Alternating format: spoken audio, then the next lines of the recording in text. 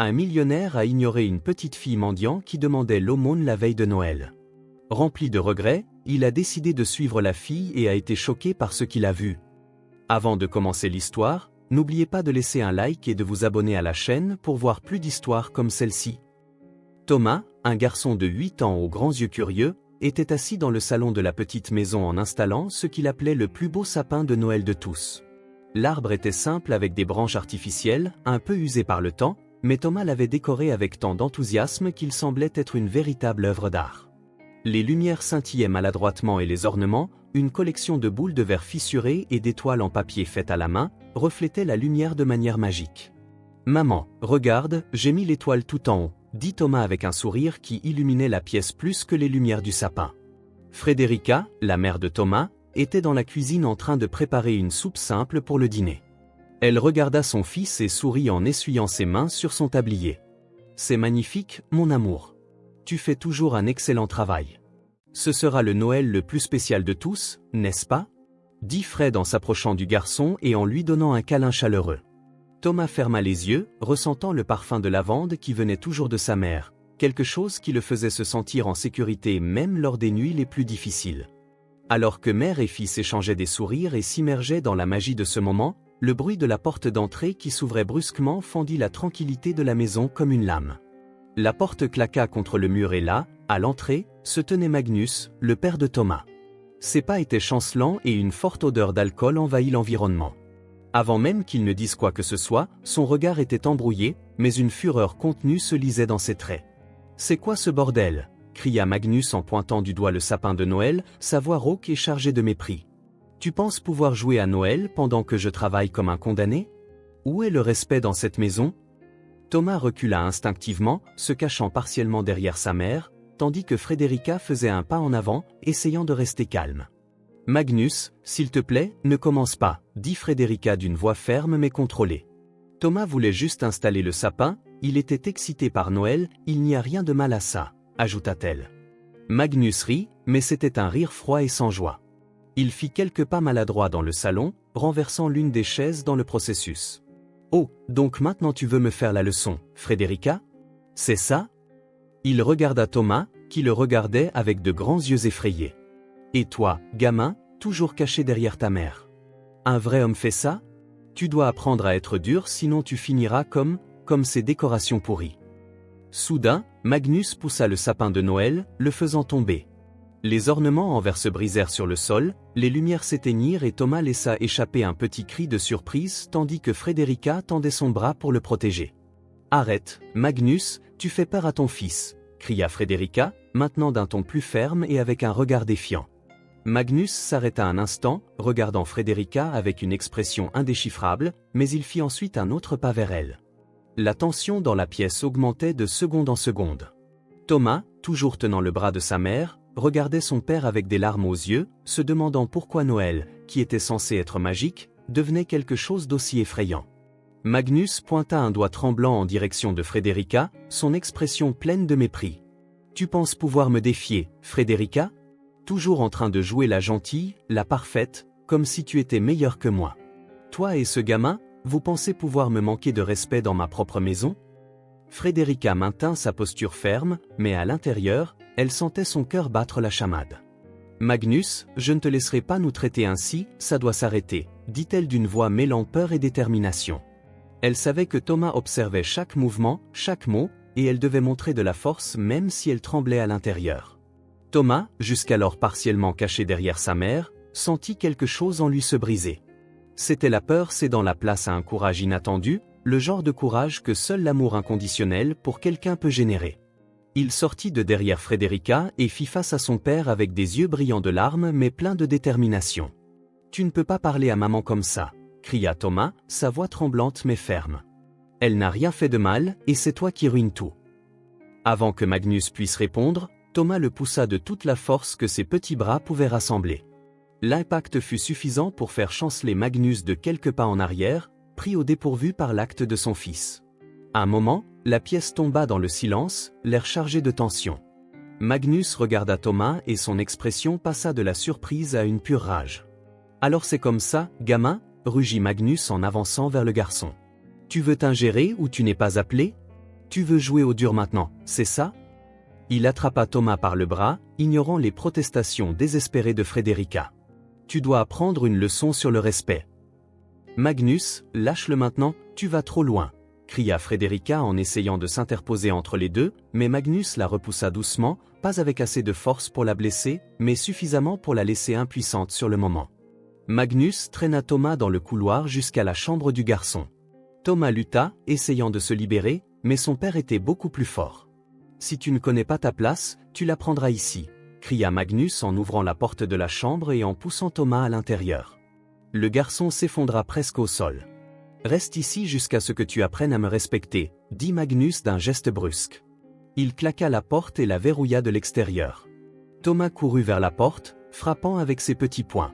Papa, s'il te plaît, laisse-moi sortir, je n'ai rien fait de mal, s'il te plaît, implora-t-il, sa voix chargée de désespoir. Frederica de l'autre côté du couloir courut vers Magnus, les yeux remplis de fureur et de peur.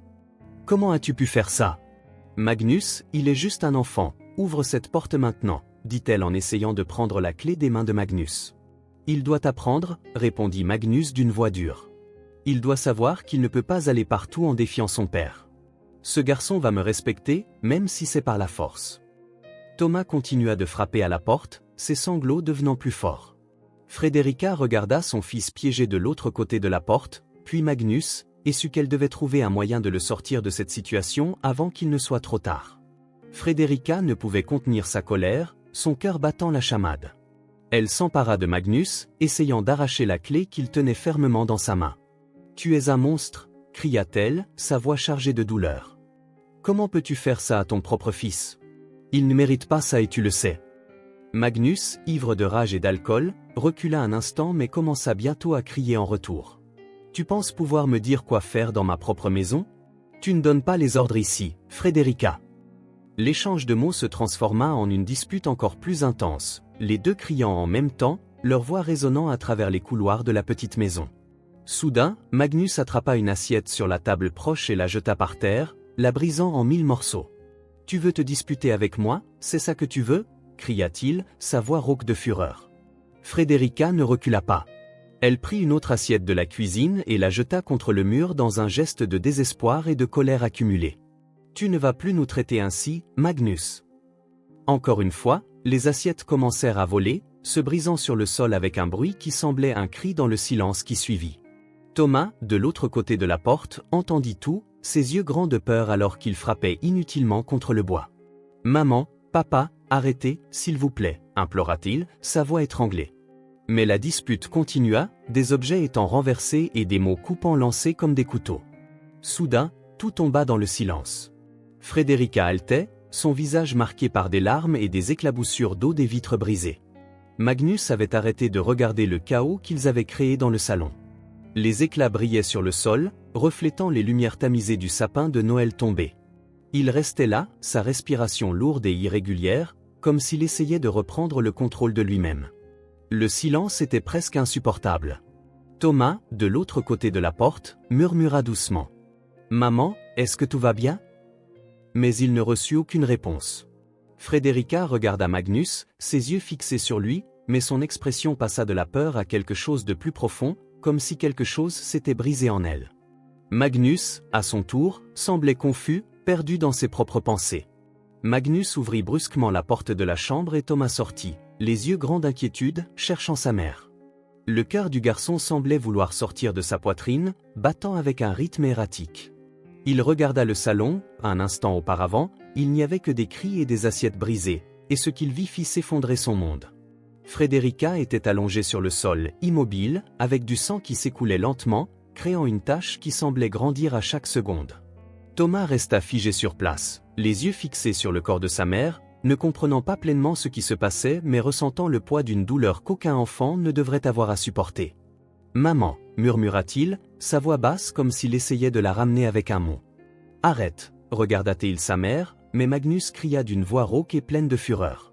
Il s'approcha de Thomas en pointant un doigt menaçant vers lui. « Sors d'ici maintenant, avant que je ne fasse la même chose pour toi. » Les mots de Magnus étaient comme un coup direct à la poitrine de Thomas.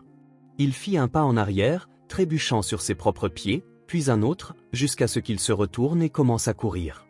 Il voulait désespérément serrer sa mère dans ses bras, la réveiller, la ramener de toute façon qu'il pouvait, mais il savait qu'il ne le pouvait pas. La voix de Magnus résonnait dans son esprit comme une menace constante et la peur envahit chaque fibre de son petit corps. Thomas courut dehors, sentant l'air froid de la nuit frapper son visage, les larmes coulant librement, mais il ne pouvait pas s'arrêter. Son cœur était brisé, mais ses pieds le portaient loin, chaque pas un cri silencieux de désespoir. Il regarda une dernière fois en arrière, voyant la maison qui avait autrefois été son foyer, maintenant un lieu de terreur et de douleur. « Maman » murmura-t-il presque inaudible en continuant de courir dans la rue sombre. Il voulait revenir pour la serrer dans ses bras une dernière fois, mais la peur et le désespoir le poussaient en avant, l'éloignant de plus en plus de cet endroit qui n'était plus un foyer.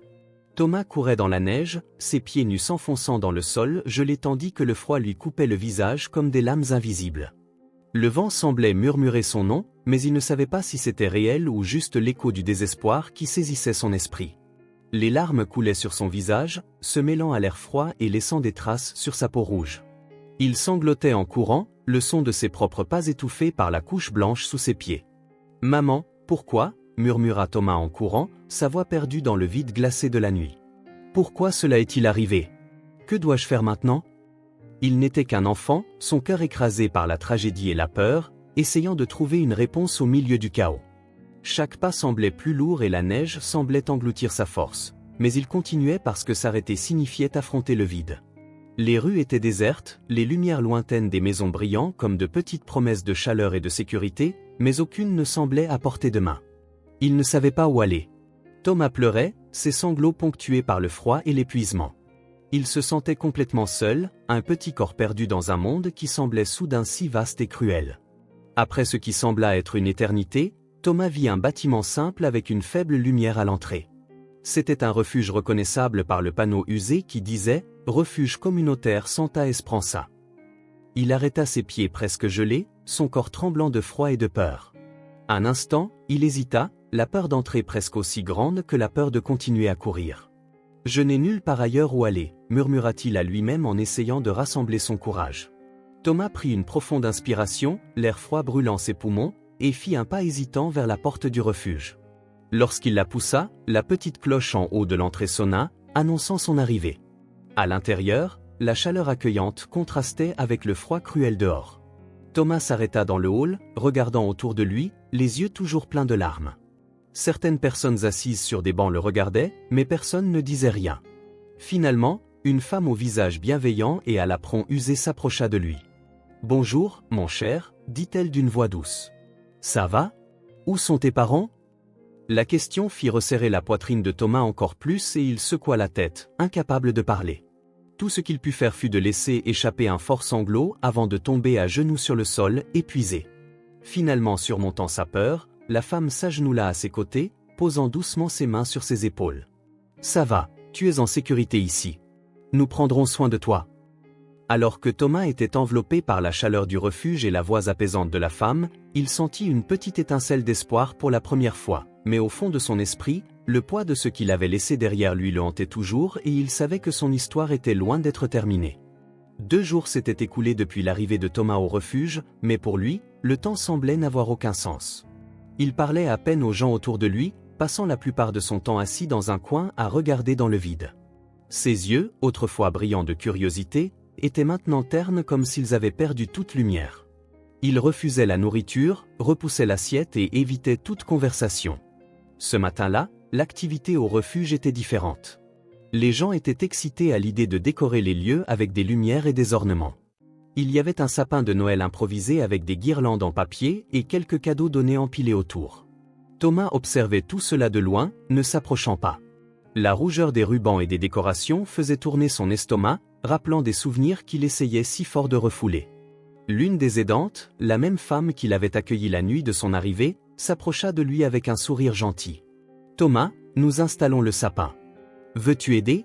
Tu peux choisir ou mettre les ornements. » Il secoua vigoureusement la tête, son visage se contorsionnant en une expression de rejet. « Je n'aime pas Noël, dit-il d'une voix basse mais remplie de détermination.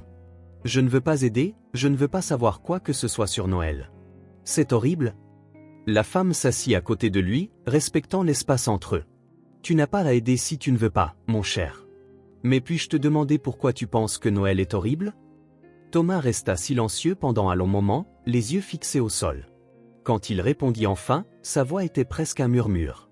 Parce que tout ce qui est rouge me rappelle le sang, me rappelle les mauvaises choses. Il commença à jouer avec un fil lâche sur sa chemise, évitant de regarder les dents. Noël n'est pas spécial, c'est juste un autre jour. La femme soupira, son cœur serré par la douleur qu'elle voyait dans ses mots. Elle tendit la main et toucha doucement l'épaule de Thomas. Tu sais, Thomas, Noël peut être beaucoup de choses. Pour certaines personnes, c'est juste un jour ordinaire, mais pour d'autres, c'est une opportunité de recommencer. Peu importe ce qui s'est passé avant, tu peux toujours choisir ce que tu veux faire maintenant. Thomas ne répondit pas, mais ses yeux étaient remplis de larmes. Il les essuya rapidement avec la manche de sa chemise, comme s'il voulait cacher sa vulnérabilité. Je ne veux pas recommencer. Je veux que tout redevienne comme avant. L'aidant hocha la tête, respectant son silence. Je comprends, et c'est d'accord si tu n'es pas prêt. Sache simplement que quand tu le seras, nous serons là pour toi. Alors que Noël se déroulait autour de lui avec des rires et des chants remplissant le refuge, Thomas resta isolé, luttant avec ses propres pensées. Au fond de lui, il savait que quelque chose devait changer, mais le poids des souvenirs le maintenait prisonnier et à ce moment-là, il ne savait toujours pas s'il serait jamais capable de se libérer. Cette nuit-là, alors que le bruit des célébrations de Noël remplissait le refuge, Thomas parla enfin. Il était assis dans un coin, loin du sapin décoré, tandis que l'aidante l'observait de loin, remarquant le tourbillon d'émotions qui semblait grandir en lui. Elle s'approcha et s'assit à ses côtés, cette fois sans essayer de le pousser. Thomas prit une profonde inspiration, sa voix sortant comme un lourd murmure. « Ma mère est morte », dit-il soudainement, sans regarder l'aidante. Ses mains tremblaient et il serrait fermement ses genoux, comme s'il essayait de s'accrocher au peu de contrôle qu'il lui restait. « C'est mon père, il l'a tué. » L'aidante fut choquée, son visage figé un instant alors qu'elle essayait de comprendre ce qu'elle venait d'entendre. « Thomas, commença-t-elle d'une voix basse et prudente, es-tu sûr de cela? Que s'est-il passé? » L'aideuse posa doucement sa main sur son épaule, lui offrant du réconfort. Thomas commença à pleurer, des larmes tombant silencieusement tandis qu'il hocha affirmativement la tête. Il était ivre, il est rentré à la maison et a commencé à se disputer avec ma mère. J'étais là, mais il m'a enfermé dans la chambre après l'avoir vu par terre, avec du sang. Il m'a dit de partir, qu'il ferait la même chose pour moi si je restais. J'ai couru, je devais courir. L'aidante sentit son cœur se serrer comme s'il était pressé. Elle regarda le garçon si petit et vulnérable, portant un fardeau que personne ne devrait avoir à porter. « Thomas, je suis tellement désolé. Tu as été très courageux de me dire cela. Maintenant, nous devons faire quelque chose. Nous devons nous assurer que tu restes en sécurité et que justice soit faite. » Thomas ne répondit pas, il se contenta de pleurer pendant qu'elle se levait et marchait rapidement vers le bureau du refuge. Elle prit le téléphone et appela la police, rapportant tout ce que Thomas lui avait dit. « Nous avons besoin d'une enquête sur place. L'enfant est en sécurité ici, mais le père est porté disparu et la mère. » Quelques heures plus tard, la police arriva au refuge pour recueillir plus d'informations. Thomas, encore secoué, raconta tout à nouveau, bien que les mots soient difficiles à prononcer. L'aidante resta à ses côtés, tenant sa main tout le temps. Les officiers promirent d'enquêter et partirent pour la maison où tout s'était passé. Sur place, les officiers trouvèrent une scène dévastatrice.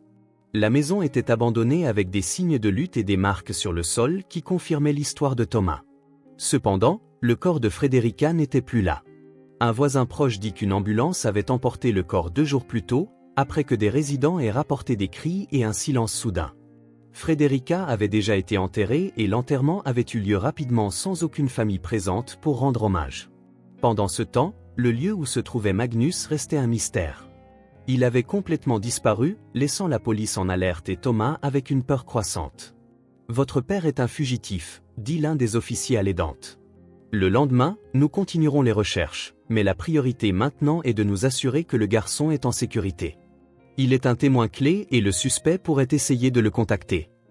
Thomas entendit la conversation entre l'aidante et la police de loin, son cœur battant à chaque mot. Il savait que son père était toujours quelque part et cette pensée le remplissait de peur. Alors que l'aidante le serrait pour le rassurer, tout ce qu'il pouvait penser, c'était une seule chose.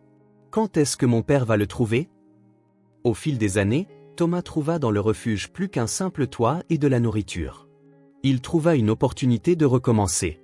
Malgré les cicatrices émotionnelles qu'il portait, il commença à s'impliquer dans les activités proposées par l'endroit, surtout celles qui éveillaient sa créativité. Il aimait peindre, créer des figures en papier et même réparer des objets cassés, trouvant de la beauté et de la valeur dans des choses que d'autres considéraient perdues. L'aidante, qui resta une présence constante dans sa vie, l'encourageait à explorer ce côté créatif. « Thomas, tu as un talent spécial », disait-elle en le regardant travailler sur une sculpture faite de matériaux recyclés. « Avec cette imagination et cette détermination, tu peux aller très loin.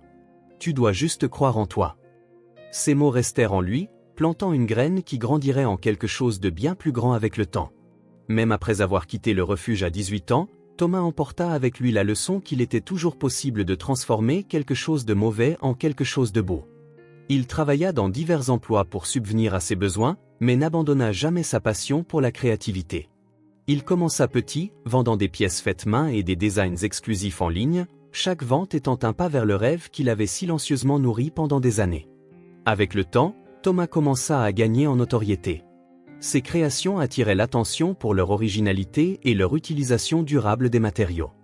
Il fonda sa propre entreprise, initialement axée sur le design durable et les produits créatifs faits à partir de matériaux recyclés. Transformer ce qui est jeté en quelque chose que tout le monde désire était sa devise. Inspiré par sa propre histoire de surmonter l'adversité, l'entreprise grandit rapidement et Thomas se démarqua en tant que jeune entrepreneur avec une vision innovante. Il commença à embaucher d'autres personnes avec des histoires similaires à la sienne, leur donnant une chance de recommencer, tout comme il l'avait fait dans le passé. Avec le temps, sa marque devint un symbole de transformation et de résilience, gagnant une reconnaissance nationale et finalement une reconnaissance internationale. À 32 ans, Thomas était déjà millionnaire, mais son essence restait la même. Il s'efforçait de visiter régulièrement le refuge où il avait grandi, offrant un soutien financier et émotionnel aux enfants qui, comme lui autrefois, essayaient de trouver leur place dans le monde. Il maintenait également un contact étroit avec l'aidante qui l'avait accueilli, exprimant toujours sa gratitude.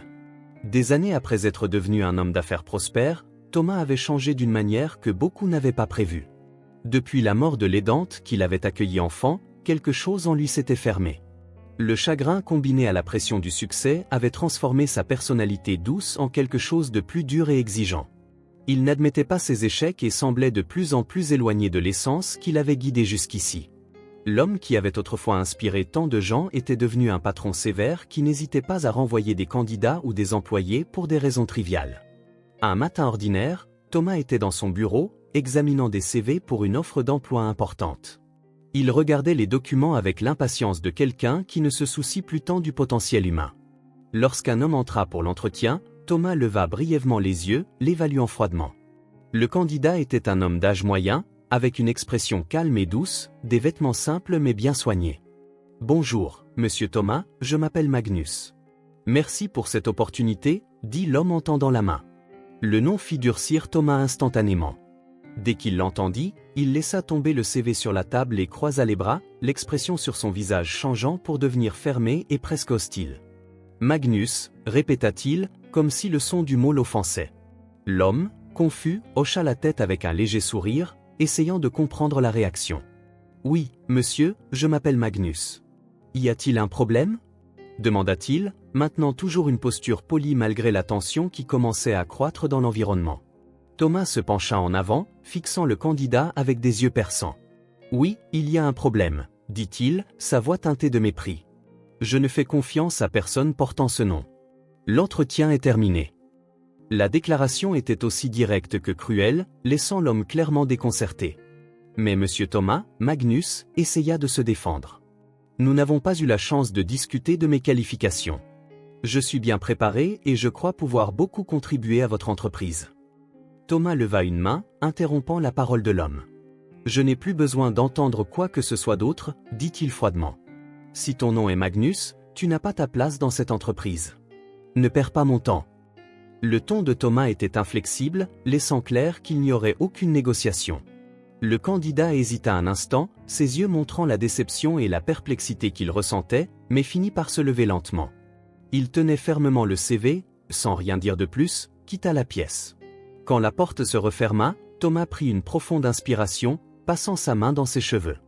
Il regarda la table pleine de papier, mais son esprit était ailleurs.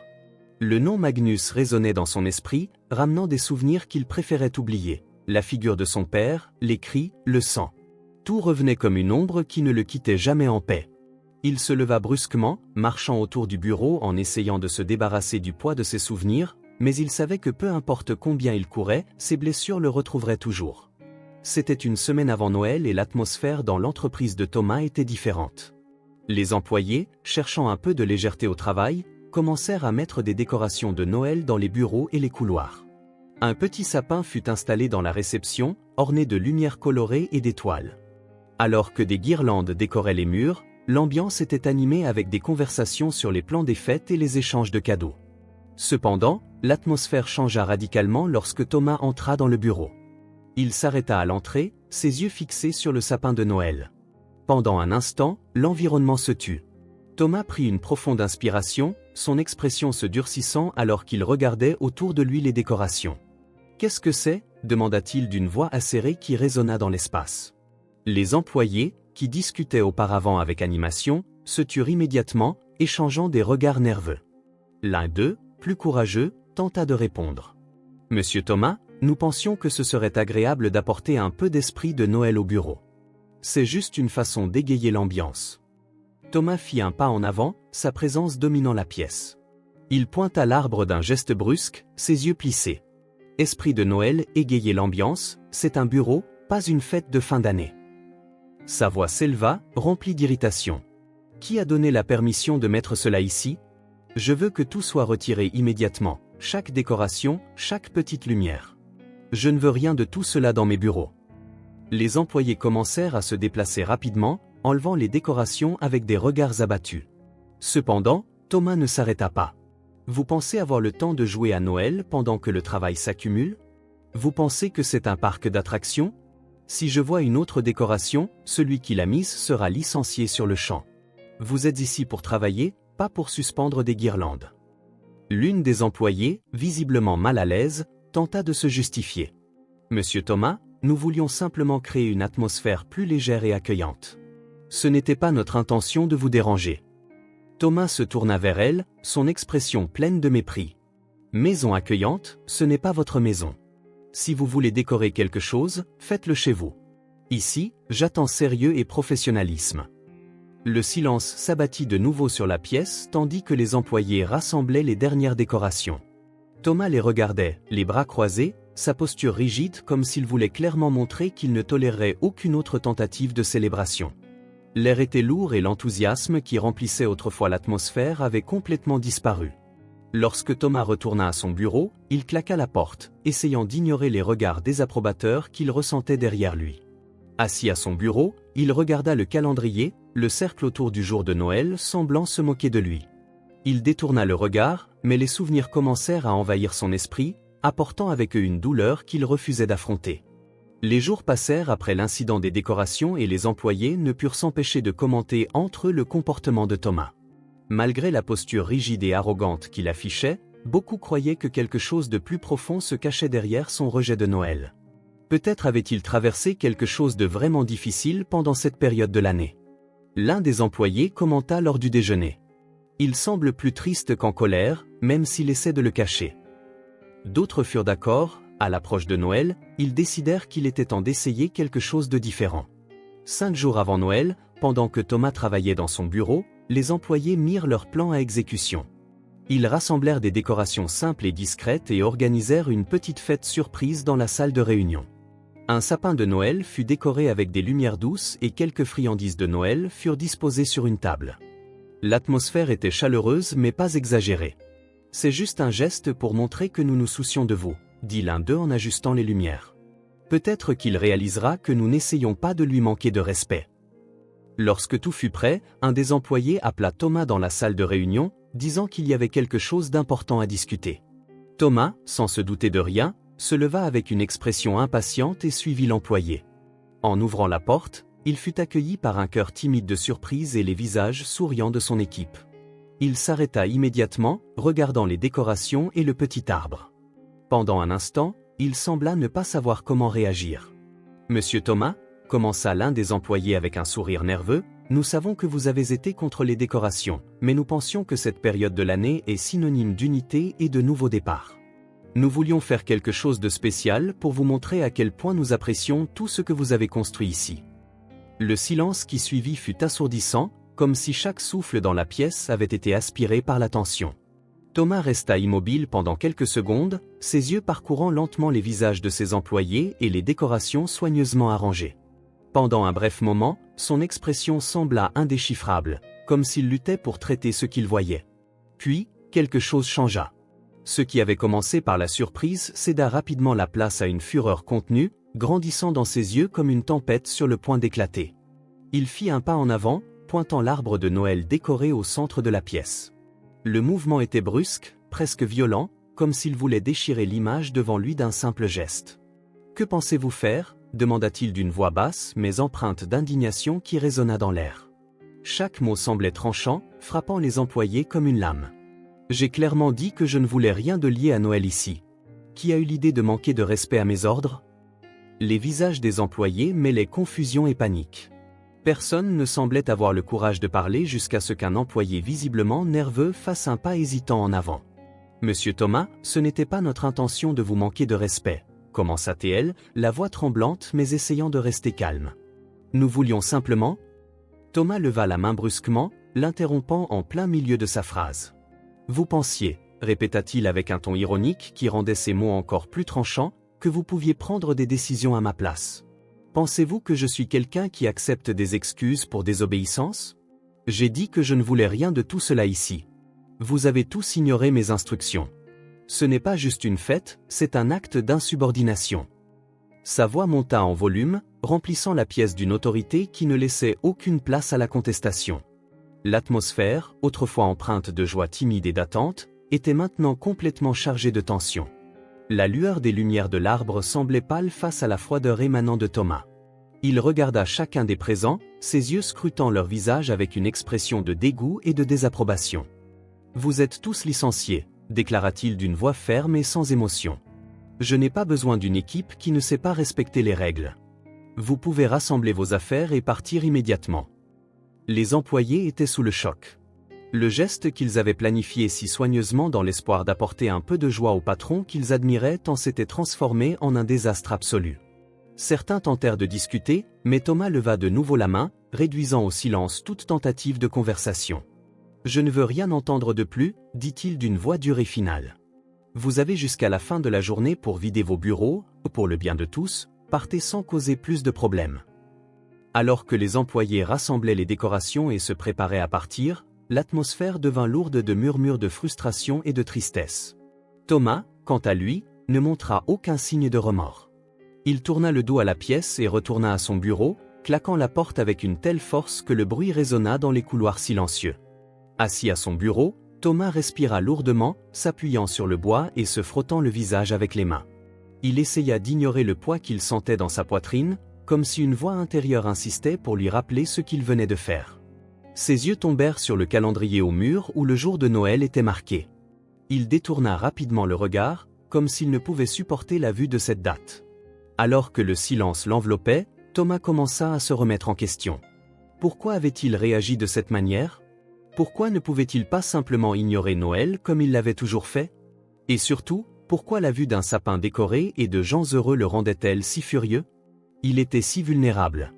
Il connaissait la réponse, mais il n'était pas prêt à l'admettre. Pas encore.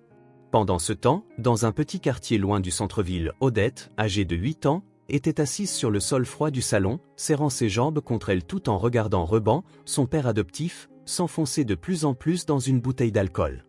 Reban était un homme d'environ 60 ans, son visage marqué par le temps et ses yeux toujours rouges, résultat des nuits passées entre les gorgées et les lendemains de cuite. Il était le seul responsable d'elle depuis qu'il l'avait adoptée il y a 2 ans. Mais ce geste, qui aurait dû être empreint d'amour et de soin, s'était transformé en un fardeau dont il ne cessait de lui rappeler à chaque instant. Odette regardait la bouteille dans les mains tremblantes de Reban alors qu'il prenait une autre gorgée et claquait le contenant sur la table usée avec force. Le bruit résonnait dans la maison silencieuse et elle recula légèrement, un peu surprise. L'odeur forte d'alcool imprégnait l'environnement, mélangée à l'odeur de cigarette que Reban fumait sans cesse. « Regarde-toi, assise là comme si le monde tournait autour de toi, » grogna-t-il, sa voix enrouée et amère. Tu devrais être reconnaissante pour tout ce que j'ai fait pour toi, ma fille. Je t'ai sortie de cette foutue institution et qu'est-ce que j'en ai reçu en retour? Bien. Elle baissa la tête, fixant ses propres pieds alors que des larmes silencieuses coulaient sur ses joues. Reban répétait toujours ces mots et chaque fois qu'elle les entendait, le poids dans son petit cœur s'alourdissait. Je suis reconnaissante, papa, répondit-elle presque en chuchotant, essayant de ne pas l'irriter davantage. Sa voix était faible mais sincère. J'aimerais juste qu'il y ait de la nourriture pour nous aujourd'hui. Reban poussa un rire amer, reprenant la bouteille et prenant une autre gorgée. De la nourriture, c'est ce que tu veux? Alors va travailler et gagne ta propre nourriture. Il claqua sa main sur la table, renversant un cendrier plein de cendres par terre. Je fais déjà trop pour toi. Tu penses que l'argent pousse sur les arbres? Si ce n'était pas pour moi, tu serais encore dans cet endroit sale. Odette pressa ses lèvres pour éviter de crier. Elle savait que répondre ne ferait qu'aggraver les choses, mais la faim était une douleur constante et son estomac grondait si fort qu'il semblait se moquer de sa tentative d'être invisible. Reban ne cessait de se plaindre, parlant maintenant tout seul alors que la bouteille diminuait rapidement. Elle observait le mouvement de ses mains, craignant le moment où il deviendrait encore plus agressif comme cela s'était produit auparavant. Le froid de la nuit entrait par la fenêtre mal fermée et Odette se serra davantage contre elle-même, essayant de trouver du réconfort dans la chaleur de son propre corps. Tout ce qu'elle voulait, c'était une vie normale où elle pourrait aller à l'école sans peur et où Noël signifiait quelque chose au-delà des cris et de l'humiliation. Mais à ce moment-là, son rêve semblait aussi lointain que la chaleur qui faisait défaut dans sa maison. Alors que Reban s'enfonçait de plus en plus dans l'alcool, Odette se promit en silence qu'un jour elle partirait d'ici, qu'elle trouverait un moyen d'échapper à ce cycle de douleur. Mais pour l'instant, tout ce qu'elle pouvait faire, c'était attendre et espérer que la nuit passerait sans qu'il n'arrive quelque chose de pire. Reban laissa tomber la bouteille avec un bruit sourd sur la table, ses yeux à moitié fermés regardant Odette qui était toujours recroquevillée dans un coin de la pièce. « Si tu as faim, ma fille, alors va faire quelque chose d'utile, » dit-il, sa voix embrouillée par l'alcool mais avec un ton qui portait une menace incontestable. Il pointa la porte d'un geste brusque. « Va dans la rue et mendie de l'argent. Quelqu'un te donnera quelques pièces et ensuite tu pourras acheter ta foutue nourriture. » Odette leva les yeux vers lui et des larmes commençaient déjà à couler sur ses joues rosées du froid. Elle savait que Reban était sérieux. « Papa, s'il te plaît, ne m'envoie pas dehors, » supplia-t-elle, sa voix tremblante presque inaudible. « Il fait si froid dehors et j'ai peur. Et si personne ne m'aide, je ne veux pas y aller. » Reban se força à se lever, titubant mais maintenant une posture qui semblait encore plus menaçante à cause de l'alcool. « Tu penses que tu peux me parler comme ça ?» cria-t-il, faisant un pas vers elle. « Je suis la seule raison pour laquelle tu as un toit sur la tête. Je t'ai sorti de cet endroit, tu devrais me remercier à genoux tous les jours. Maintenant, fais ce que je dis, s'il te plaît. » « Non, » gémit Odette, se serrant contre ses jambes et se recroquevillant encore plus. « Je vais geler et personne ne me donnera rien. Je ne veux pas y aller, papa, s'il te plaît, ne me fais pas ça. » Reban s'approcha d'elle, se penchant pour la regarder dans les yeux. L'odeur forte d'alcool et de cigarette fit qu'Odette détourna le visage. « J'ai dit d'y aller, » rugit-il en attrapant fermement son bras. « Si tu ne pars pas, ma fille ingrate, tu ne mangeras plus jamais rien et tu peux parier que je ne serai pas gentil avec toi. Maintenant, lève-toi et sors. » Les mots coupèrent Odette comme des couteaux. Elle savait qu'elle n'avait pas le choix. Reban n'abandonnerait pas et toute tentative de le défier ne ferait qu'aggraver la situation. Le cœur lourd et le visage taché de larmes, elle se leva lentement, traînant les pieds jusqu'à la porte. Le vent glacial s'infiltrait déjà par la fissure et elle sentit le froid frapper son corps maigre comme s'il voulait l'engloutir tout entier. Reban se tenait à l'embrasure de la porte, croisant les bras et la regardant partir. « Et ne reviens pas les mains vides, » dit-il d'une voix tranchante. « Si tu penses que c'est dur maintenant, tu verras ce qui est dur. Si tu reviens les mains vides... » Odette sortit dans la nuit froide, le vent coupant sa peau alors qu'elle marchait dans les rues désertes. Ses larmes gelaient sur son visage et ses petits pas résonnaient dans le silence glacial. Elle ne savait pas quoi faire, mais elle savait qu'elle devait essayer car à ce moment-là, il n'y avait personne pour la sauver. Odette marchait dans la rue froide, le vent glacial lui coupant le visage comme des couteaux invisibles. Ses petites mains tremblaient alors qu'elle tenait une vieille canette que Reban lui avait donnée pour collecter de l'argent. Les rues étaient désertes, mais de temps en temps, quelqu'un passait en courant, protégé par des manteaux épais et des chapeaux, ignorant complètement la présence de la fille. Chaque personne qui l'ignorait faisait que le nœud dans sa gorge se resserrait encore plus. « S'il vous plaît, monsieur, pouvez-vous m'aider avec quelques pièces ?» demanda Odette d'une voix basse et tremblante en tendant la canette à un homme pressé en costume. Il ne la regarda même pas, se détournant comme si elle était invisible. Le rejet faisait plus mal que le froid. « J'ai juste besoin d'un peu pour acheter de la nourriture », murmura-t-elle pour elle-même, essayant de retenir ses larmes. Plus loin, Odette s'approcha d'une femme bien habillée portant des sacs de cadeaux. « Madame, s'il vous plaît, j'ai faim, pouvez-vous m'aider ?» La femme s'arrêta, la regardant de haut en bas avec une expression de dégoût. « Des enfants comme toi devraient être à la maison, pas ici à déranger les gens, » dit-elle avant de continuer son chemin, ne laissant derrière elle que des mots coupants. Odette resta immobile, son visage rougi non seulement par le froid mais aussi par la honte. « Je ne veux pas être ici, » pensa-t-elle en serrant fermement la canette, mais elle n'avait pas le choix. Elle fit quelques pas de plus, approchant un homme fumant appuyé contre un poteau. « Monsieur, pouvez-vous m'aider ? J'ai juste besoin d'un peu à manger, » demanda-t-elle, sa voix devenant de plus en plus faible à chaque mot. Il éclata de rire en secouant la tête. « Va chez toi, fille. Personne n'a rien pour toi ici, » lança-t-il en jetant son cigare dans la neige et s'éloigna, la laissant seule. Une fois de plus, les heures semblaient s'éterniser et Odette ne sentait plus ses orteils. Le froid intense semblait consumer son énergie et la fatigue épuisait son petit corps. Elle essaya à nouveau, cette fois en approchant un couple marchant bras dessus bras dessous. « Excusez-moi, s'il vous plaît, j'ai faim, » dit-elle, les yeux pleins de larmes. L'homme la repoussa d'un geste brusque. « Tu penses qu'on est une banque ? Trouve quelqu'un d'autre, » répondit-il. À chaque refus, le désespoir grandissait. Odette s'assit sur le trottoir, serrant ses genoux alors que des larmes coulaient sur son visage. « Pourquoi personne ne se soucie de moi ?» murmura-t-elle en regardant la canette presque vide. Quelques pièces teintées au fond, à peine assez pour acheter un morceau de pain. Alors qu'elle s'asseyait, essayant de trouver la force de continuer, le vent glacial se renforçait encore et la nuit commençait à tomber. Odette leva les yeux vers le ciel, incertaine de la façon dont elle rentrerait chez elle ou si elle pourrait affronter la fureur de Reban à son retour. Près de rentrer, presque les mains vides, Odette resta assise sur le trottoir, tenant la canette avec quelques pièces. Un adolescent passa près d'elle. Il semblait pressé, mais en remarquant la fille et sa canette, il s'arrêta un instant. Odette le regarda, sans méfiance, jusqu'à ce que soudainement le garçon tende la main et arracha la canette de ses mains. « C'est à moi !» cria Odette en se précipitant sur ses pieds. Ses petites jambes étaient fatiguées et endolories par le froid, mais l'adrénaline prit le dessus sur son corps. L'adolescent courait déjà dans la rue, tenant la canette avec la pièce qu'elle avait tant peiné à obtenir. « S'il te plaît, rends-la-moi, j'en ai besoin !» supplia-t-elle, les larmes coulant sur son visage alors qu'elle le poursuivait. Les pas d'Odette étaient maladroits, s'enfonçant dans la neige recouvrant le trottoir.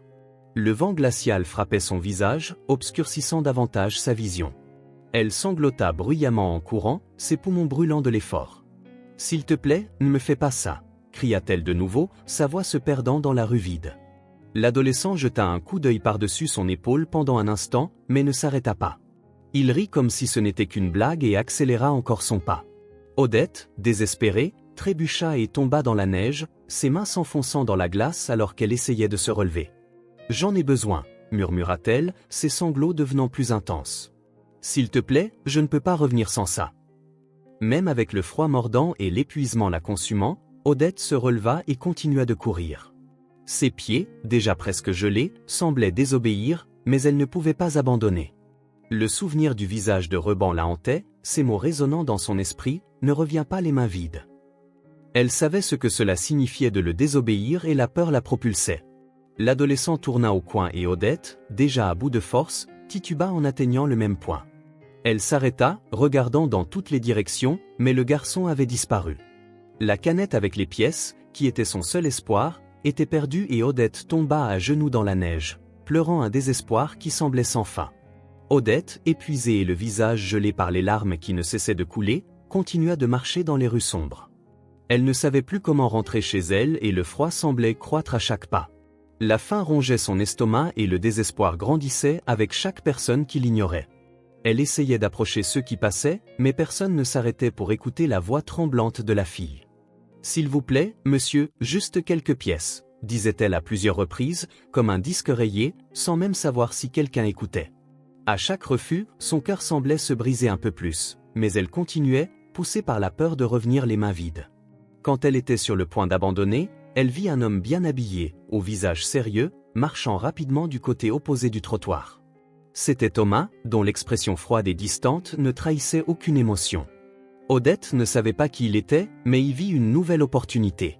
Elle traversa précipitamment la rue, faillant presque tomber sur la neige, et s'arrêta devant lui, tendant les mains vides. « Monsieur, s'il vous plaît, c'est le 24, presque Noël, » supplia-t-elle, sa voix basse et tremblante. « J'ai juste besoin de quelques pièces pour acheter quelque chose à manger.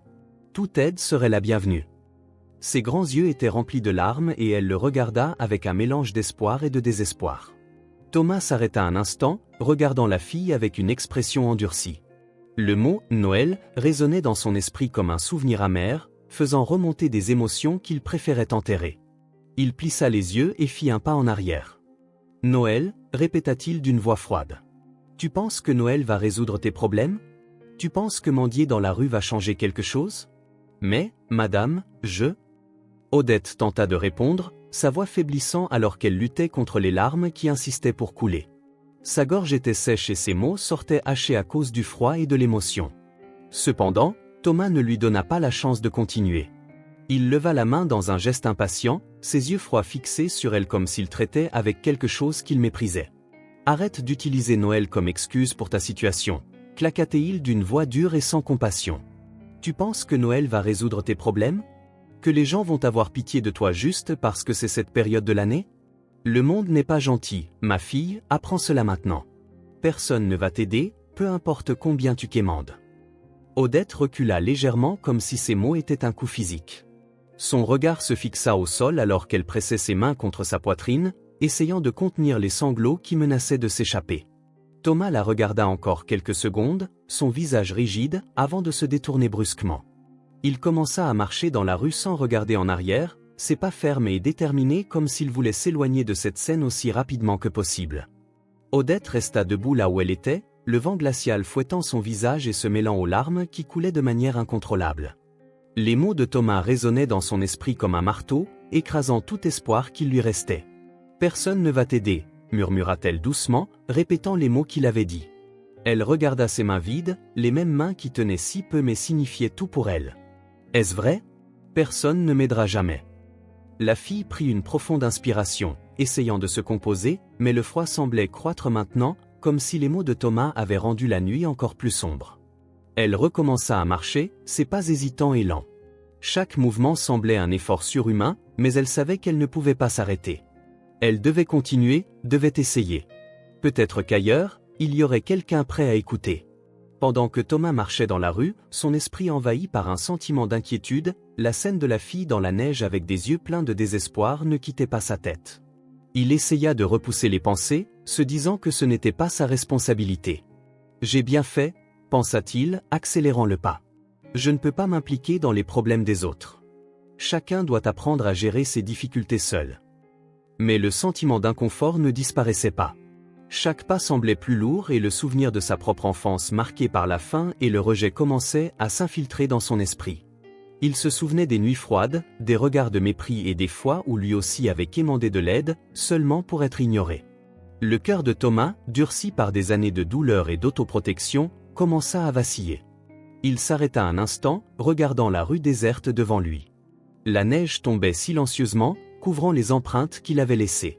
Thomas prit une profonde inspiration, essayant de repousser les pensées, mais quelque chose en lui disait que cette fille était plus qu'une simple rencontre passagère.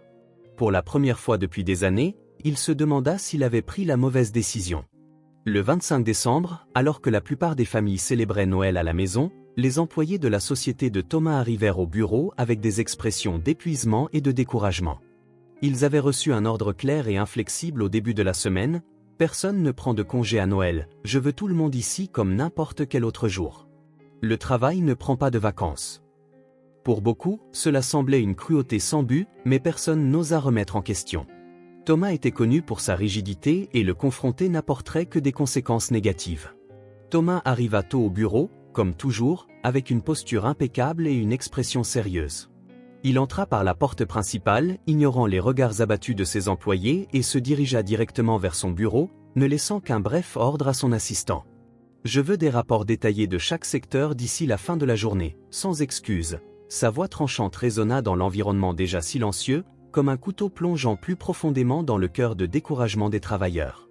Dans la zone de travail, l'atmosphère était lourde. Certains travaillaient en silence, tandis que d'autres échangeaient des regards de tristesse et de frustration.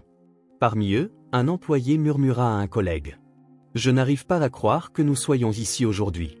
Ma fille était si excitée d'ouvrir des cadeaux avec moi et maintenant elle est seule avec sa grand-mère. Il sait ce qu'il nous enlève, mais il ne semble pas s'en soucier. » Le collègue hocha la tête mais garda son regard fixé sur l'ordinateur, de peur que Thomas n'entende des plaintes. Au fur et à mesure que la journée avançait, l'ambiance semblait encore plus sombre. Cependant, Thomas parcourait les couloirs comme si rien d'anormal ne se passait. Il s'arrêtait occasionnellement pour vérifier le travail, critiquant tout ce qu'il considérait comme en dessous des normes. « C'est en retard », dit-il à un employé sans même regarder l'homme. « Tu penses que c'est acceptable ? Répare-le maintenant, je ne veux pas entendre parler de Noël ici. Seuls les résultats comptent. » À l'heure du déjeuner, les travailleurs s'assirent à leur place, mangeant silencieusement les repas apportés de chez eux ou commandés via une application. Il n'y avait ni lumière, ni décoration, ni rire. C'était une journée comme une autre, ou peut-être pire. Le sentiment de vide imprégnait l'environnement et chaque employé semblait perdu dans ses propres pensées, regrettant les précieuses heures qu'ils auraient pu passer avec leur famille.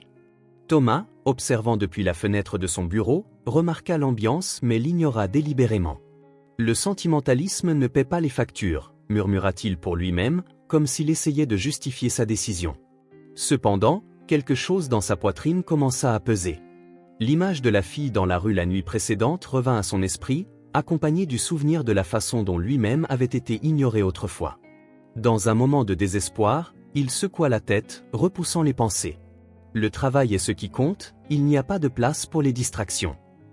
Cette nuit de Noël, le 25 décembre, Thomas quitta enfin l'entreprise. La journée de travail épuisante était terminée, mais le vide en lui demeurait. Alors qu'il parcourait les rues désertes de la ville, enveloppé par le froid et l'obscurité, il vit les reflets des lumières de Noël clignoter dans certaines fenêtres, créant un contraste entre la chaleur des foyers heureux et la solitude qui l'accompagnait. En tournant un coin, Thomas s'arrêta brusquement. Là, à la faible lumière d'un réverbère, se tenait la même fille qui l'avait humilié la veille. Elle marchait lentement, la tête baissée, ses pas hésitants comme si elle était au bord de l'épuisement. Thomas l'observa un instant, ses mots durs résonnant dans son esprit. Il ressentit un malaise grandissant dans sa poitrine, quelque chose qu'il avait essayé d'ignorer depuis la première fois qu'il l'avait vue, sans savoir exactement pourquoi. Thomas commença à la suivre, gardant une certaine distance mais sans lui détourner les yeux.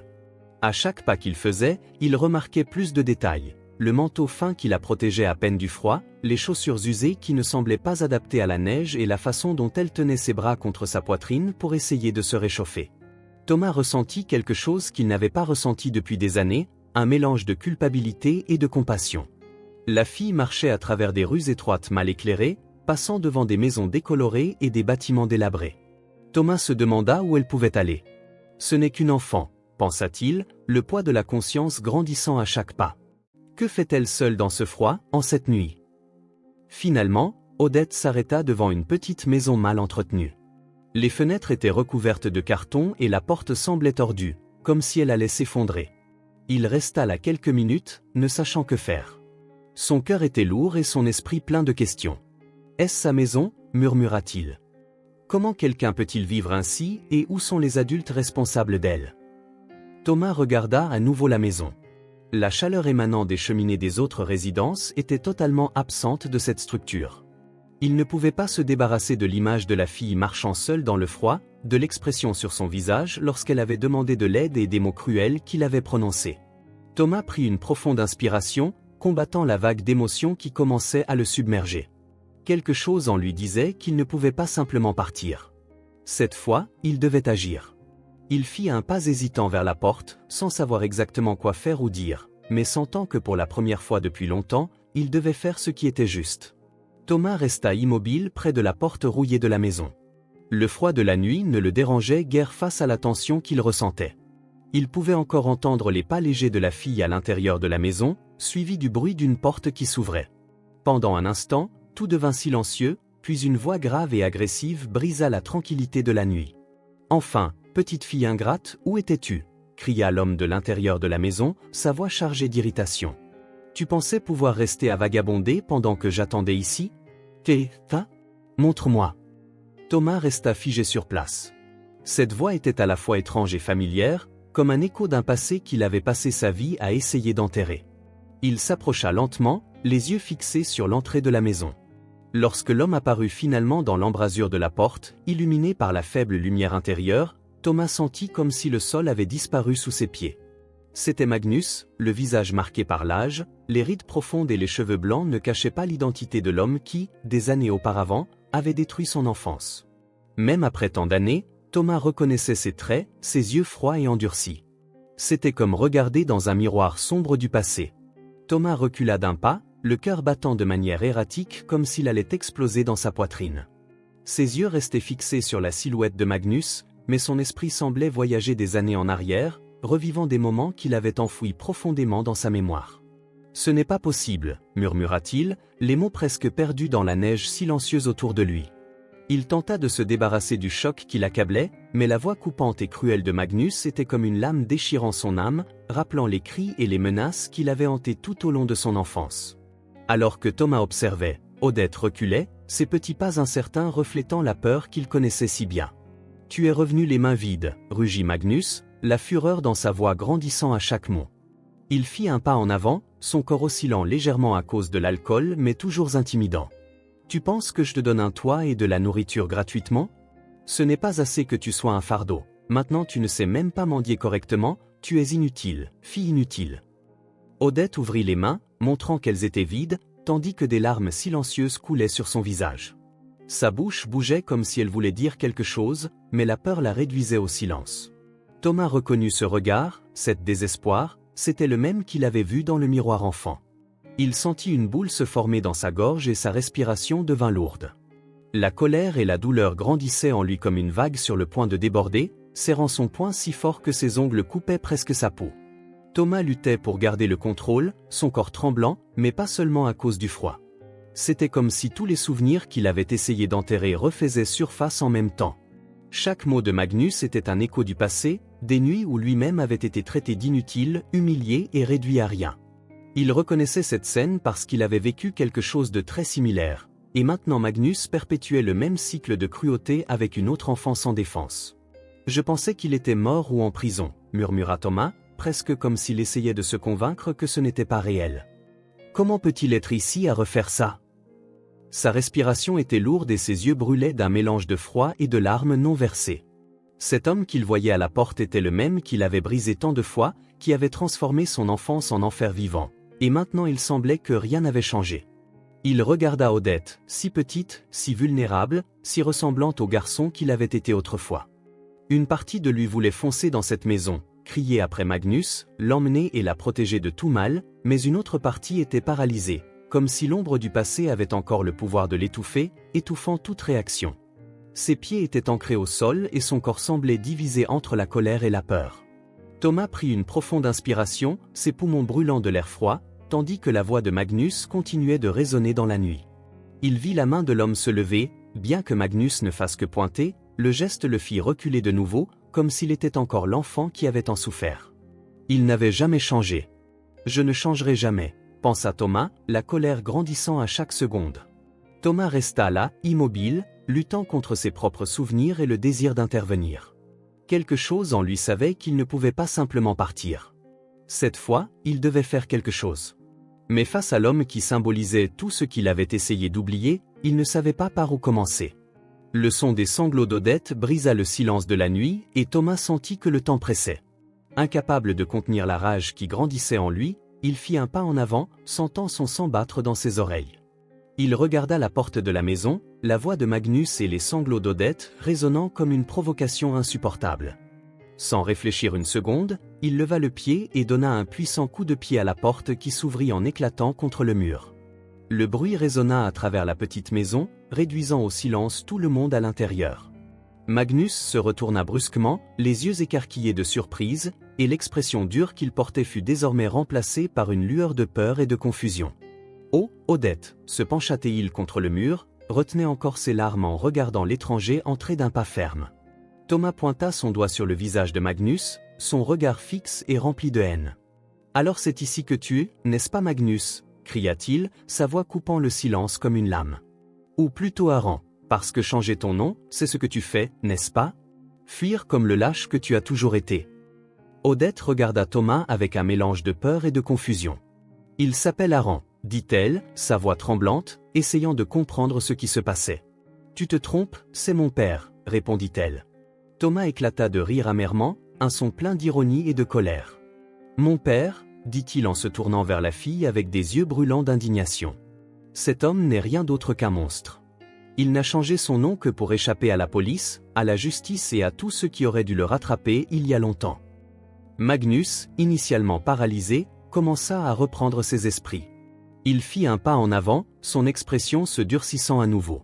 « Tu te prends pour qui pour envahir ma maison comme ça ?» grogna-t-il, essayant d'imposer l'autorité qu'il utilisait autrefois pour intimider. « Je ne sais pas de quoi tu parles. Tu es fou, gamin, dégage d'ici avant que je n'appelle la police. » Thomas ne recula pas. En fait, il fit un autre pas vers Magnus, presque touchant la poitrine de l'homme du bout de son index. « Appelle la police, c'est risible venant de quelqu'un qui a passé sa vie à leur échapper, rétorqua-t-il d'un ton acide. « Je sais qui tu es. Je te reconnaîtrai n'importe où. Tu as peut-être changé de nom, mais tu es le même homme qui a détruit mon enfance et maintenant tu fais la même chose à cette fille, n'est-ce pas Magnus ?» Magnus cligna des yeux plusieurs fois, clairement ébranlé par la détermination de Thomas. Le silence entre eux était tranchant, comme si l'air autour d'eux était devenu dense et impossible à respirer. Mais ensuite, comme décidant que le déni était la meilleure stratégie, Magnus poussa un rire sarcastique forcé qui résonna dans la petite pièce. « Tu es délirant, gamin, » dit-il, son ton dégoulinant de mépris en croisant les bras, essayant de reprendre le contrôle de la situation. « Je ne sais pas qui tu penses que je suis, mais tu te trompes maintenant. Dégage de ma maison avant que cela ne s'aggrave pour toi. » Thomas ne réagit pas immédiatement, mais son regard fixe et perçant semblait trancher Magnus comme une lame. Il fit un pas en avant, réduisant encore la distance entre eux, sa voix basse et contrôlée mais chargée de fureur au bord de l'explosion. « J'ai passé toute ma vie à essayer d'enterrer les souvenirs que tu m'as laissés, des années à me convaincre que j'étais assez fort pour aller de l'avant, et maintenant te voilà, prétendant être quelqu'un d'autre mais commettant les mêmes actes de cruauté comme si rien n'avait changé. » Magnus le regarda, tentant de garder son calme, mais il y avait quelque chose dans les yeux de Thomas qui semblait plus fort que n'importe quelle menace qu'il pouvait offrir. « Tu ne sais rien, gamin, » rétorqua-t-il, sa voix vacillant légèrement. « Si tu me connais vraiment, tu sais que je ne suis pas quelqu'un avec qui on peut jouer. Maintenant, dégage d'ici tant que tu le peux encore. » Thomas ignora la provocation, s'approchant davantage. Sa voix devint plus ferme, presque un grondement. « Je ne suis pas ici pour discuter, je suis ici parce que j'ai passé ma vie à attendre le moment de regarder dans tes yeux et de te faire payer pour tout ce que tu as fait. Il n'y a pas de place pour les mensonges ou les excuses. » Magnus hocha la tête légèrement, semblant secoué, mais déterminé. « Je sais exactement qui tu es. Je te reconnaîtrai n'importe où, » répliqua-t-il, se tournant brusquement vers Odette, qui restait toujours blottie contre le mur, les yeux grands ouverts comme pour comprendre la scène qui se déroulait devant elle. « Il ne se soucie pas de toi, fille, » dit Thomas en pointant Magnus. Sa voix s'adoucit, mais le poids de ses mots restait. « Il te voit comme jetable, tout comme il me voyait. Je sais ça parce que j'ai été toi. J'ai entendu ces mêmes mots, ressenti cette même peur, et je sais ce qui va suivre. » Magnus commença à bouger lentement, sa main se dirigeant vers la table où un petit objet brillant reposait sous la faible lumière de la lampe. Thomas remarqua immédiatement le mouvement, avec la rapidité de quelqu'un qui connaissait déjà les astuces de Magnus, se jeta en avant, attrapant l'homme par le col avant qu'il ne puisse atteindre ce qu'il cherchait. La force avec laquelle Thomas le tira faillit le faire perdre l'équilibre. « Tu penses vraiment pouvoir encore contrôler la situation, n'est-ce pas ?» grogna Thomas, leur visage maintenant si proche qu'il pouvait sentir l'alcool sur la laine de Magnus. « Je ne suis pas venu ici pour parler, Magnus. Je ne suis plus ce garçon que tu pensais pouvoir détruire. Je suis quelqu'un qui peut enfin te faire face et te faire payer ce que tu mérites. » Sa voix était basse, mais chaque mot était chargé de menaces, comme une sentence déjà prononcée. Magnus tenta de se libérer, mais la force de Thomas le maintenait en place. Il rit nerveusement, mais la peur commençait à se montrer sur son expression. « Tu te crois meilleur que moi, gamin ?» cracha-t-il, essayant de reprendre son calme. « Tu es ici, envahissant ma maison, te comportant comme un animal, pas si différent de moi après tout, n'est-ce pas? Thomas serra le poing sur le col de Magnus, ses mains tremblant de colère tenue. La différence entre nous, c'est que je ne ferai jamais de mal à quelqu'un qui dépend de moi, jamais traiter une enfant comme tu m'as traité, comme tu la traites maintenant. Magnus répliqua en hochant la tête vers Odette, qui observait toujours la scène paralysée. Thomas relâcha brusquement Magnus, le faisant trébucher en arrière. Il fit un pas en arrière, respirant encore lourdement alors que les souvenirs de son enfance et la réalité de cette nuit se heurtaient dans son esprit. Odette poussa un petit soupir de soulagement, mais le regard de Magnus, bien que ébranlé, portait toujours un défi. « Et maintenant, que vas-tu faire, gamin? M'appeler à la police? Me battre? Vas-y, prouve que tu es comme moi. » Les mots de Magnus résonnaient dans l'esprit de Thomas, mais cette fois, il ne savait pas s'il devait répondre ou agir. Odette, toujours appuyée contre le mur, regardait la scène avec des yeux embués de larmes et confus. Finalement, elle trouva le courage de parler, la voix tremblante mais chargée de douleur. « Toi, tu n'es pas meilleur que lui. » Elle regarda directement Thomas. « Tu m'as vu dans la rue, tu m'as dit d'apprendre que personne ne m'aiderait. Tu m'as humilié, tu n'es ici que parce que tu es en colère contre lui. Mais qu'en est-il de moi? Tu n'es pas venu pour moi. » Les mots de la fille frappèrent Thomas comme un coup de poing dans le ventre. Il détourna le regard un instant, les mots résonnant dans son esprit avant de pouvoir répondre. Magnus poussa un rire amer et cruel. « Je t'avais prévenu, fille. Il n'est pas différent de moi. Il est ici en pensant être le héros, mais la vérité, c'est qu'il est comme moi. » Thomas prit une profonde inspiration, ressentant le poids des accusations des deux. Il regarda Odette, ses yeux remplis de remords. « Tu as raison, dit-il d'une voix basse mais ferme. Je me suis trompé. Je t'ai échoué la nuit dernière et il n'y a aucune excuse pour cela. J'ai été égoïste et aveugle, mais je ne referai plus la même erreur. » Il tendit la main à la fille, son regard maintenant déterminé. « Partons d'ici, tu n'as plus à rester avec lui. » Magnus fit un pas en avant, son expression durcie par la colère et la défiance. « Tu penses pouvoir simplement l'emmener, comme ça? Elle ne va nulle part. Qui te prends-tu pour être à prendre quelque chose qui m'appartient? Je suis le seul à m'occuper d'elle. » Thomas se retourna brusquement, tirant fort son bras pour se libérer sans blesser Magnus. « Prends soin d'elle, répéta-t-il, sa voix pleine de mépris. Tu ne connais pas la signification de ce mot. Tout ce que tu fais, c'est détruire ceux qui t'entourent. Tu ne feras pas ça avec elle. » Magnus tenta de saisir Thomas à nouveau, mais cette fois, Thomas le repoussa fermement, repoussant l'homme en arrière avec un coup brusque. Cependant, dès que Thomas fit un pas en arrière, son corps faiblit. Il porta une main à sa poitrine, son visage devenant soudain pâle. « Qu'est-ce que » murmura Thomas, sa voix basse alors qu'il ressentait une forte oppression dans sa poitrine. Il tituba en arrière, respirant avec difficulté, ses jambes fléchissant alors qu'il tentait de rester debout. « Monsieur Thomas !» Odette s'écria, les yeux grands ouverts, courant vers lui. Elle tenait son bras, essayant de l'empêcher de tomber complètement au sol, mais il était clair qu'il perdait de la force. Magnus, observant la scène avec un mélange de surprise et d'hésitation, croisa les bras et poussa un rire amer. « Ah, le grand sauveur ne peut même pas supporter le poids de sa propre conscience, dit-il, son ton chargé de mépris. Peut-être que c'est l'univers qui remet les choses en place. » Thomas plissa les yeux, essayant d'ignorer à la fois la douleur dans sa poitrine et les mots de Magnus. Il prit une profonde inspiration, mais l'air semblait ne pas entrer complètement dans ses poumons. « Non, je vais bien, » murmura-t-il, essayant de se recomposer. Il regarda Odette, clairement effrayée. « Va-t'en d'ici maintenant, tu n'es pas bien. » Odette répondit, sa voix tremblante alors que des larmes commençaient à couler sur son visage. Elle s'accrocha fermement au bras de Thomas, comme si elle avait peur de le laisser tomber. « Tu as besoin d'aide. » Magnus secoua la tête d'un air méprisant. « Laisse-le, fille. Il voulait jouer au héros et regarde où cela l'a mené. Ça ne va pas durer longtemps. » Il fit un pas en arrière, croisant les bras tandis que Thomas tentait désespérément de reprendre son souffle. Avec effort, Thomas prit la main d'Odette, la regardant droit dans les yeux. « Je ne vais pas te laisser ici, quoi qu'il arrive, » dit-il, sa voix affaiblie mais toujours remplie de détermination. « Tu mérites mieux que ça et je m'assurerai que tu l'obtiennes. » Odette hésita un instant, regardant Magnus qui secouait simplement la tête comme pour dire qu'elle n'avait pas le choix de rester. Mais elle savait au fond d'elle que Thomas était le seul qui semblait vraiment se soucier. « D'accord, » chuchota-t-elle, serrant la main de Thomas fermement alors qu'il commençait à partir. Magnus s'avança, agrippant fermement le bras de Thomas. « Tu penses pouvoir l'emmener comme ça? Elle ne va nulle part, cria-t-il, les yeux flamboyants de colère.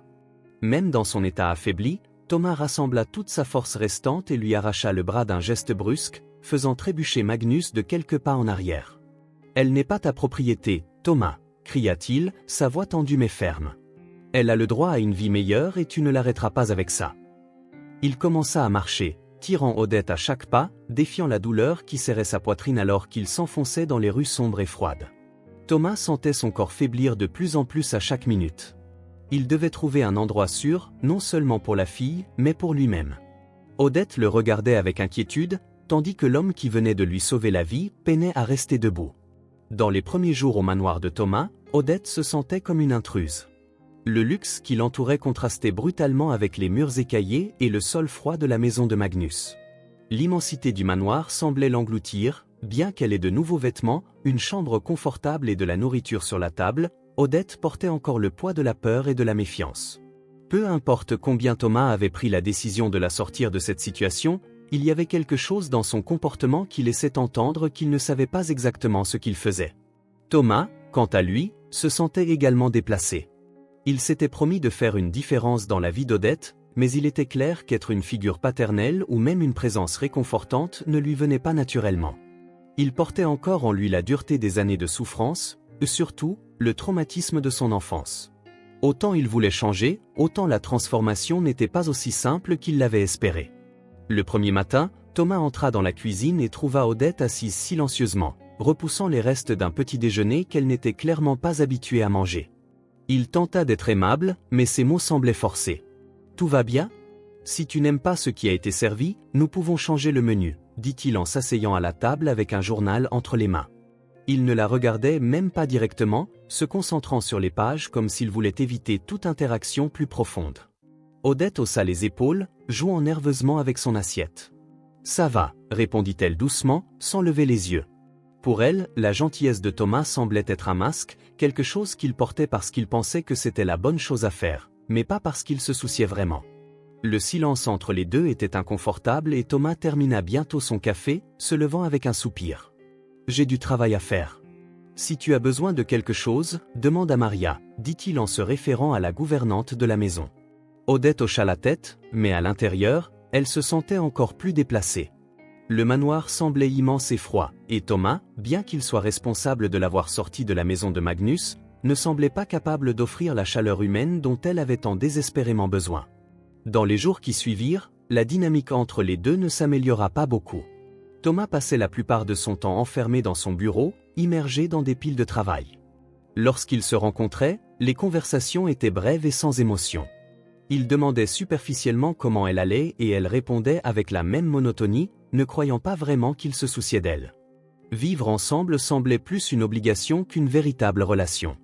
Ce n'est que la troisième nuit qu'un changement commença à se produire. Odette se trouvait dans le jardin du manoir, regardant les étoiles, lorsque Thomas apparut, apportant une tasse de thé. Il ne dit rien au début, se tenant simplement à côté d'elle en silence. Après un moment, il parla enfin, sa voix plus douce qu'avant. « J'avais l'habitude de faire ça quand j'étais enfant, » dit-il en regardant le ciel. Regarder les étoiles, c'était la seule chose qui me faisait sentir qu'il y avait quelque chose de plus grand, quelque chose au-delà de ce que je vivais. Odette se tourna vers lui, surprise par cette confession. « Toi aussi, tu as eu une vie difficile ?» demanda-t-elle, sa voix hésitante mais pleine de curiosité. Thomas prit une profonde inspiration, réfléchissant avant de répondre. « Oui, j'en ai une, » dit-il sans entrer dans les détails. « Et peut-être que c'est pour ça que je ne suis pas très bon dans ce genre de choses, ou pour m'occuper de quelqu'un. Je n'ai jamais eu quelqu'un pour s'occuper de moi. » Odette resta silencieuse, absorbant ses mots. Pour la première fois, elle vit quelque chose de plus en Thomas, au-delà de la froideur et de l'autorité. Il semblait humain, vulnérable. « Je pense que tu essaies, » dit-elle avec un petit sourire. « Et c'est déjà quelque chose. » Ces mots restèrent gravés dans l'esprit de Thomas. Il n'était pas habitué à recevoir de la compassion ou à se voir comme quelqu'un qui méritait la rédemption. Mais Odette, même si elle était si jeune, semblait voir en lui quelque chose qu'il ne voyait pas lui-même. Dans les jours suivants, Thomas commença à faire de petits efforts pour se rapprocher d'elle. Il l'emmenait se promener dans le jardin, expliquant certaines des plantes qui y poussaient. Bien qu'il n'eût plus le même attachement aux fleurs qu'avant, il réalisa que le jardin était un endroit où il pouvait établir une connexion avec Odette. Il lui apprit à planter quelques semis. Bien qu'il fût visiblement maladroit dans son approche didactique, la fille sembla apprécier le geste. Une fois, en travaillant dans la terre, Odette regarda Thomas et demanda « Pourquoi m'as-tu sorti de là si tu ne me connaissais même pas ?» Thomas s'arrêta ce qu'il faisait, essuyant ses mains sur son pantalon avant de répondre. « Parce que j'ai vu quelque chose en toi, dit-il en la regardant sérieusement. Quelque chose que je connais très bien. Personne ne mérite de traverser ce que tu traverses, personne. » Odette ne répondit pas immédiatement, mais le petit sourire sur son visage laissa entendre que ces mots signifiaient beaucoup pour elle. La relation entre les deux continua d'évoluer lentement. Thomas avait encore des moments de froideur et d'impatience, surtout lorsqu'un problème au travail le stressait, mais progressivement, il commença à privilégier son temps avec Odette. Il commença à lui poser des questions sur ses histoires, ses souvenirs, ses rêves. Et bien qu'elle fût réservée au début, elle commença à s'ouvrir davantage, racontant les rares moments heureux qu'elle avait vécus avant d'être adoptée par Magnus. Une nuit, alors qu'ils étaient tous les deux dans le salon, Odette demanda timidement « Penses-tu qu'il est trop tard pour que j'aie une vie normale ?» Thomas la regarda, ressentant une douleur dans sa poitrine. Il savait que sa réponse serait plus importante que tout ce qu'il avait jamais dit. « Non, répondit-il fermement. Il n'est jamais trop tard. Tu as toute une vie devant toi et je ferai de mon mieux pour la rendre aussi normale et heureuse que possible. » Cette promesse marqua un tournant pour Thomas. Il réalisa qu'en aidant Odette, il s'aidait aussi lui-même. Il commença à mettre de côté sa rigidité et se permit progressivement d'être plus humain, plus accessible. Il commença à remarquer les petits détails, la façon dont Odette fronçait les sourcils lorsqu'elle était concentrée ou comment elle riait discrètement lorsqu'elle trouvait quelque chose de drôle. Il réalisa que malgré tout ce qu'elle avait traversé, la jeune fille portait encore une lumière qu'il ne pouvait ignorer. Thomas entra au poste de police par un matin froid et gris, avec un mélange de détermination et d'agitation. Depuis qu'il avait sorti Odette de la maison de Magnus, il sentait que le chapitre n'était pas clos. La silhouette de Magnus planait encore dans son esprit comme une ombre menaçante, et Thomas savait qu'il avait besoin de réponses. En approchant du comptoir de service, son ton était ferme mais contrôlé. « Je voudrais connaître le dossier de Magnus ou Harlan », se présenta-t-il. « Maintenant, il est responsable de la jeune fille qui est désormais sous ma garde. » Thomas croisa les bras en attendant la réponse. L'officier, un homme corpulent avec une expression fatiguée, regarda Thomas avec curiosité avant de chercher dans des papiers du système. « Magnus ou Harlan ? Oui, nous avons un dossier sur lui, dit l'officier en ajustant ses lunettes. Mais il semble qu'il ait fui l'adresse enregistrée. Lorsque nos hommes sont arrivés, la maison était vide. Il a dû abandonner les lieux peu de temps après que vous ayez pris la fille. » Thomas sentit son estomac se nouer. L'idée que Magnus soit encore en liberté le perturbait profondément. « Est-il recherché ?» demanda-t-il en essayant de rester calme, bien que la tension soit évidente dans sa voix. « Oui, » répondit l'officier, « mais jusqu'à présent, nous n'avons aucun indice concret sur son emplacement. Si vous savez quelque chose, signalez-le immédiatement. Il est dangereux, surtout compte tenu de ce qui a été rapporté concernant le cas de la jeune fille. » Thomas hocha la tête en le remerciant avant de quitter le poste de police. Dehors, le vent froid le frappa, mais il à peine le remarqua. Son esprit était rempli d'inquiétude. Et si Magnus revenait ? Et s'il essayait de blesser Odette à nouveau ? Pensa-t-il en marchant dans les rues animées. Il ressentait un poids dans sa poitrine, une pression qui semblait augmenter à chaque pas. Mais ce n'était pas seulement une tension émotionnelle, c'était quelque chose de plus. Depuis quelques semaines, Thomas ressentait des malaises physiques, une douleur légère mais constante dans la poitrine et une fatigue qui ne semblait pas normale. Initialement, il l'ignorait, attribuant cela au stress et au surmenage. Mais ce jour-là, la pression semblait plus intense, presque suffocante.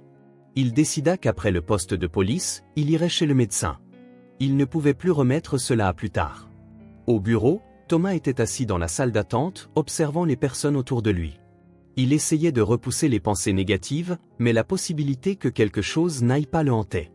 Lorsqu'il fut appelé par le médecin, il prit une profonde inspiration et entra, prêt à affronter ce que cela pourrait être. Le médecin, un homme d'âge moyen avec une expression calme et professionnelle, écouta attentivement les symptômes que Thomas décrivait.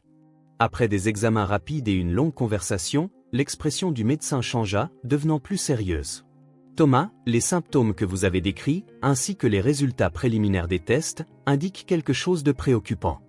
Nous aurons besoin de réaliser des examens plus approfondis pour confirmer, mais il y a des signes d'une affection cardiaque sérieuse. Thomas resta silencieux quelques secondes, essayant de traiter ce qu'il venait d'entendre.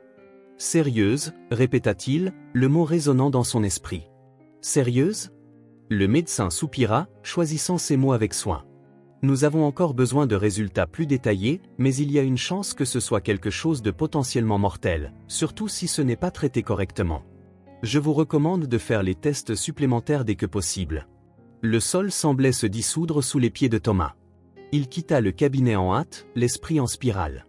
La possibilité de faire face à une maladie grave était quelque chose qu'il n'avait jamais envisagé, et maintenant plus que jamais, il ressentait le poids de ses responsabilités. En rentrant chez lui, le visage d'Odette lui vint à l'esprit. Elle commençait enfin à se sentir en sécurité, à lui faire confiance, et maintenant, juste au moment où il pensait pouvoir lui offrir quelque chose de bon, sa propre vie semblait s'effondrer. Thomas s'arrêta au milieu de la rue, se tenant la poitrine alors qu'une vague d'émotions conflictuelles le submergeait. Il prit une profonde inspiration, levant les yeux vers le ciel nuageux. Il savait qu'il avait besoin de force, non seulement pour affronter ce qui allait venir, mais aussi pour protéger Odette, même si cela signifiait se cacher d'elle. Ce qui se passe, je ne peux pas la laisser tomber, pensa-t-il en serrant le poing et reprenant sa route. Le lendemain matin, Thomas était assis dans son bureau, regardant par la fenêtre tandis que le soleil illuminait le jardin. Il savait qu'il devait prendre des décisions importantes avant qu'il ne soit trop tard. Lorsque la sonnette de la porte retentit, Thomas se leva lentement et alla ouvrir. L'avocat l'attendait avec un dossier à la main. Il était temps de tout mettre par écrit. « Bonjour, monsieur Thomas », dit l'avocat sur un ton formel. « J'ai apporté tous les documents dont nous avons discuté. Êtes-vous prêt à commencer ?» Thomas acquiesça et laissa l'avocat entrer. Ils s'assirent dans le salon, la table entrecouverte de papiers et de contrats. Thomas prit une profonde inspiration avant de parler. « Je veux m'assurer que si quelque chose m'arrive, Odette n'ait pas à traverser les mêmes difficultés que moi. Je veux que tout ce que j'ai lui soit transmis. » L'avocat prit des notes détaillées tandis que Thomas expliquait ses intentions.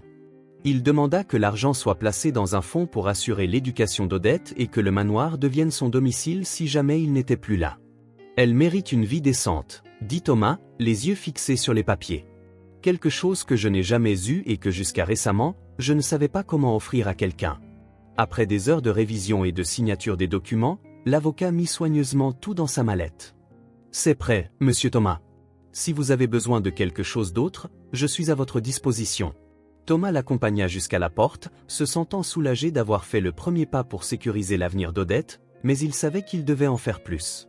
Pendant la nuit, il réfléchit à ses années en tant que patron, se souvenant de la façon dont il avait traité ses employés avec froideur et insensibilité. Il les voyait comme des rouages dans une machine, pas comme des personnes. Il décida que, avant que sa condition ne s'aggrave, il ferait ce qu'il pouvait pour corriger ses erreurs. Le jour suivant, Thomas prit le téléphone et commença à passer des appels. Un par un, il contacta les employés qu'il avait licenciés lors de cette nuit fatidique où ils furent surpris par une fête de Noël. Certains répondirent prudemment, d'autres avec incrédulité. « Monsieur Thomas » dirent certains, surpris d'entendre sa voix. « Pourquoi m'appelez-vous ? J'ai fait une erreur ?» Thomas répondit sur un ton sincère, « J'ai été insensible et injuste envers vous. Je veux m'excuser et vous inviter à revenir dans l'entreprise. Les portes sont ouvertes et je veux que vous sachiez que les choses seront différentes à partir de maintenant. » Pour beaucoup, la surprise se transforma rapidement en gratitude. Certains acceptèrent immédiatement l'invitation, tandis que d'autres avaient besoin de plus de temps pour croire que Thomas avait vraiment changé. Mais Thomas n'abandonna pas. Il s'assura de visiter ceux qui ne répondaient pas aux appels, apparaissant en personne à leur domicile ou à leur lieu de travail temporaire. Dans chaque conversation, Thomas s'efforça de démontrer qu'il parlait du fond du cœur. Il partagea une partie de son histoire, expliquant comment sa vie avait été marquée par des traumatismes et comment cela avait fait de lui la personne rigide qu'il connaissait. « Je ne peux pas changer le passé », dit-il à une ancienne employée qui accepta de revenir les larmes aux yeux, « mais je peux essayer de construire quelque chose de meilleur à partir de maintenant, et cela commence par vous. » Lorsque les premiers employés commencèrent à revenir dans l'entreprise, l'atmosphère était complètement différente. Thomas s'assurait de les saluer personnellement chaque jour, demandait des nouvelles de leur famille et participait aux réunions avec plus d'empathie. Il était devenu un patron accessible, qui se souciait vraiment, et les employés commencèrent à remarquer la différence. La semaine suivante, Thomas organisa une réunion générale. Il monta sur la scène improvisée dans l'auditorium de l'entreprise, ses yeux parcourant le visage de chaque employé. « Je sais que pendant longtemps, je vous ai échoué », commença-t-il, sa voix ferme mais chargée d'émotion. « Je vous ai traité comme si vous n'étiez que des numéros alors qu'en réalité, vous êtes le cœur de cette entreprise. Je veux que vous sachiez que je suis déterminé à changer, et ce n'est pas juste une promesse, c'est un engagement. » La salle fut accueillie par des applaudissements timides qui grandirent rapidement en intensité. Beaucoup ne croyaient toujours pas complètement, mais étaient prêts à lui donner une seconde chance. Lorsqu'il rentra chez lui cette nuit-là, Thomas s'assit dans le jardin avec Odette. Il regardait les étoiles pendant qu'elle arrosait des plantes qu'ils avaient plantées ensemble. « Penses-tu qu'il est trop tard pour que les gens changent » demanda-t-il d'une voix calme. Odette le regarda avec un sourire. « Je ne pense pas, monsieur Thomas. Vous changez, n'est-ce pas ? Donc, cela signifie qu'il n'est jamais trop tard. » Thomas sourit, ressentant une lueur d'espoir. Il savait qu'il restait encore beaucoup à faire, tant pour Odette que pour les autres, mais pour la première fois depuis des années, il se sentait sur la bonne voie. Cette nuit-là, Thomas était assis dans le salon, regardant le feu crépiter dans la cheminée. Odette était par terre, organisant des pièces d'un puzzle, mais l'atmosphère était silencieuse, presque lourde. Thomas savait qu'il ne pouvait plus reporter cette conversation. Il avait reçu la confirmation des médecins. Sa condition était sérieuse et la chirurgie serait risquée, mais sans elle, ses chances de survie étaient minimes. Il prit une profonde inspiration avant d'appeler Odette. « Odette, peux-tu venir ici un instant ? J'ai besoin de te parler. » Il dit d'une voix chargée de sérieux qu'elle entendait rarement. La jeune fille se leva immédiatement, s'asseyant à ses côtés sur le canapé, ses grands yeux attentifs. « Qu'y a-t-il, monsieur Thomas ? Vous semblez inquiet, demanda-t-elle en inclinant légèrement la tête. Thomas essaya de sourire, mais le geste semblait forcé. Il prit les mains d'Odette, ressentant à quel point elles étaient petites et fragiles, mais pleines de vie. « Odette, je dois te dire quelque chose d'important. Ces derniers jours, je suis allé chez le médecin et j'ai découvert que j'ai un problème de santé grave. Quelque chose qui, si ce n'est pas traité rapidement, pourrait me coûter la vie. » Les yeux d'Odette s'agrandirent et elle secoua immédiatement la tête, en signe de déni. « Non, ce n'est pas vrai, dit-elle d'une voix tremblante. Tu vas bien, tu n'as pas l'air malade. Tu mens, n'est-ce pas ? Je souhaiterais que tu le sois. » Thomas répondit, la voix étranglée, « J'aimerais bien, Odette. » Il prit une profonde inspiration avant de continuer. « Le médecin a dit que je dois subir une chirurgie, mais cette chirurgie est risquée et il n'y a aucune garantie que je m'en sortirai. » Odette sentit son cœur se serrer, les larmes commençant à monter dans ses yeux alors qu'elle essayait de comprendre ce qu'il disait. « Mais si ça tourne mal, que se passe-t-il ? Si tu ne reviens pas, demanda-t-elle, la peur évidente dans sa voix. Je ne veux pas être seule à nouveau, je ne veux pas te perdre aussi. Thomas serra ses mains, les yeux fixés sur les siens. Odette, je sais que c'est effrayant. C'est effrayant pour moi aussi. Mais je veux que tu saches que quoi qu'il arrive, j'ai fait tout ce que je pouvais pour m'assurer que tu sois en sécurité, que tu aies une bonne vie, même si je ne suis plus là. Ne dis pas ça, Odette, s'écria-t-elle en pleurant, les larmes coulant librement. Tu reviendras, je le sais. Tu ne peux pas me laisser comme ça. Tu ne peux pas promettre de t'occuper de moi puis partir. Thomas sentit les larmes brûler dans ses propres yeux, mais il resta ferme. Il savait qu'il devait être honnête avec elle, même si c'était douloureux. Odette, je n'ai pas l'intention d'aller nulle part. Je vais me battre, je ferai tout ce que je peux pour revenir. Mais si quelque chose tourne mal, je veux que tu saches que tu n'es pas seule, que tu es assez forte pour continuer. Odette s'effondra dans les bras de Thomas, sanglotant alors qu'il la tenait fermement. Il ressentit le poids de sa peur, la même peur qu'il connaissait si bien, la peur d'être abandonné, de n'avoir personne. Il caressa ses cheveux, laissant le moment durer, lui permettant de libérer toute la douleur qu'elle ressentait. Après quelques minutes, elle se recula légèrement, encore en sanglots. « Et quand est la chirurgie ?» demanda-t-elle, sa voix plus basse maintenant, « Dans quelques jours. » Thomas répondit d'un ton calme. « Je veux que tu sois préparée, Odette. Je veux que tu saches que tout ce que j'ai fait jusqu'à maintenant a été en pensant à toi. Tu es importante pour moi, plus importante que je n'aurais jamais pu l'imaginer. » Elle acquiesça en essuyant ses larmes. « Je veux juste que tu reviennes, dit-elle avec une détermination qui semblait plus grande que son âge.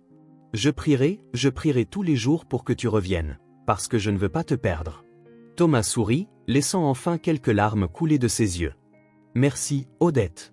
Tes prières me donneront de la force et je promets que je ferai tout ce que je peux pour revenir vers toi. » Au fil de la nuit, les deux restèrent ensemble, trouvant du réconfort dans la compagnie de l'autre, mais l'ombre de la chirurgie imminente planait au-dessus d'eux, une épreuve qui parfois, l'amour requiert du courage face à l'inconnu.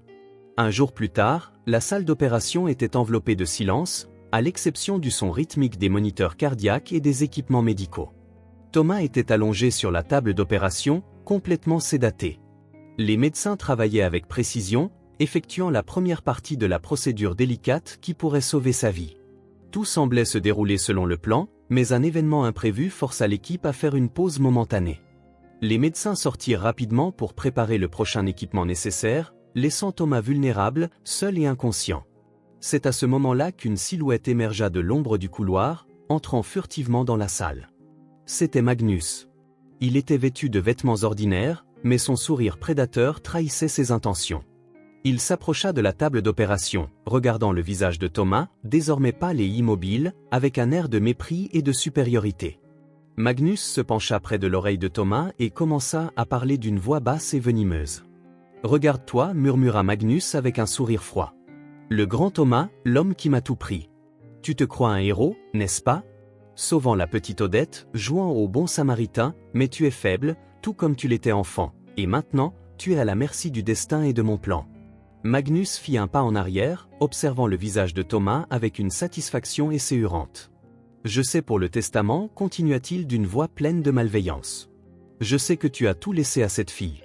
C'était une erreur, Thomas, parce que tu vois, je vais m'assurer qu'elle soit mienne, quoi qu'il en coûte. Je vais l'adopter et quand je le ferai, devine qui contrôlera cette fortune. » Il laissa échapper un rire doux, un son qui trancha le silence comme un couteau. « Tu penses protéger Odette, mais en réalité, tu lui remets tout entre mes mains, et le meilleur, c'est que tu ne pourras rien faire pour l'arrêter. Pas maintenant, pas jamais. » Pendant un instant, Magnus resta silencieux, inclinant la tête comme s'il savourait la vue de Thomas, impuissant. « Je vais m'assurer que tu ne sortes pas de cette chirurgie, murmura-t-il avec un sourire cruel. Mais même si tu parviens à survivre, il sera trop tard. J'aurai déjà tout ce qui t'appartient. » Thomas, bien que sédaté et incapable de bouger ou de réagir, sembla sentir le poids de la présence de Magnus.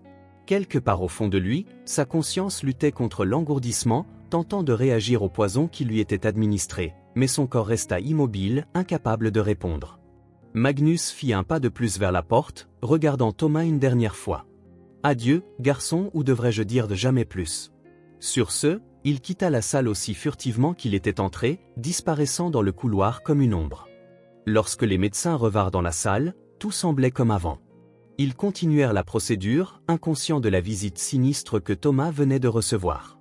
Pendant ce temps, Thomas, piégé dans son inconscience, combattait un ennemi qui semblait plus dangereux que la chirurgie elle-même. De retour au manoir, la nuit semblait s'éterniser alors qu'Odette attendait anxieusement des nouvelles de Thomas. Elle était assise dans le fauteuil du salon, serrant un coussin, son regard fixé sur la fenêtre extérieure. Le vent faisait bruisser les branches des arbres, projetant des ombres dansantes sur les murs. Le silence de la maison était lourd, presque oppressant. Elle voulait croire que tout irait bien, que Thomas reviendrait sain et sauf, mais la sensation de serrement dans sa poitrine disait le contraire. Soudain, un bruit étrange résonna dans le couloir. Odette fronça les sourcils, se levant lentement. « Monsieur Thomas » appela-t-elle, sa voix mêlée d'espoir mais aussi d'appréhension. Le son de pas approchant fit battre son cœur la chamade. Lorsque la silhouette émergea enfin dans l'embrasure de la porte, elle se figea. C'était Magnus. « Vous » s'exclama Odette, choquée et effrayée, marquant son visage de peur. Elle fit un pas en arrière, sentant la panique monter en elle. « Que faites-vous ici » Magnus referma la porte derrière lui avec un calme glaçant, la verrouillant avec un clic audible. Il regarda Odette avec un sourire froid, ses yeux brillant d'un mélange de détermination et de malveillance. « Tais-toi, fille, dit-il d'une voix basse mais chargée de menaces. Maintenant, tu vas écouter ce que j'ai à dire. » Odette avala difficilement, mais resta ferme. « Je ne veux rien entendre de vous, dit-elle, sa voix tremblante mais déterminée. Vous ne devriez pas être ici. Partez maintenant ou j'appellerai la police. » Magnus laissa échapper un rire amer, croisant les bras en faisant un pas vers elle. « La police, ah ma chère, qui penses-tu qu'ils te croiront? Je suis juste venu reprendre ce qui m'appartient légitimement, ou plutôt ce que tu as maintenant grâce à ce Thomas inutile. » Il secoua la tête avec mépris, les yeux fixés sur elle. « Penses-tu vraiment qu'il reviendra? Penses-tu qu'il peut prendre soin de toi? Il peut à peine prendre soin de lui-même. C'est lui qui m'a sauvé, Odette. Odette répondit fermement, bien que sa voix trahisse sa peur. Il est bien meilleur que tu ne l'as jamais été ou que tu ne seras. Il se soucie de moi, vous ne vous êtes jamais soucié de personne. Magnus plissa les yeux, son expression se durcissant. Je vais m'occuper de toi maintenant, dit-il d'un ton glaçant. Je vais m'assurer que tu aies tout ce dont tu as besoin et en échange, je gérerai cette petite fortune qu'il t'a laissée. Tu auras une vie que tu n'as jamais imaginée. Alors, que dirais-tu de cesser de résister et d'accepter la réalité? Odette fit un autre pas en arrière, secouant vigoureusement la tête. Je ne te ferai jamais confiance, déclara-t-elle, sa voix plus ferme maintenant. Tu ne veux que l'argent, tu ne te soucies pas de moi, et je le sais parce que tu ne t'es jamais vraiment soucié de moi, tu as toujours voulu m'utiliser. Magnus s'approcha rapidement, obligeant Odette à reculer jusqu'à ce qu'elle soit contre le mur. Écoute, fille, dit-il d'une voix basse et pleine de menaces. Tu n'as pas le choix. Thomas t'a fait croire que tu pouvais être indépendante, mais la vérité, c'est que tu as besoin de moi, et je vais m'assurer que tu comprennes cela, que ça te plaise ou non. Odette le regarda, la peur évidente dans ses yeux mais aussi une étincelle de défi. Je ne te laisserai jamais me contrôler à nouveau, dit-elle, ses poings serrés.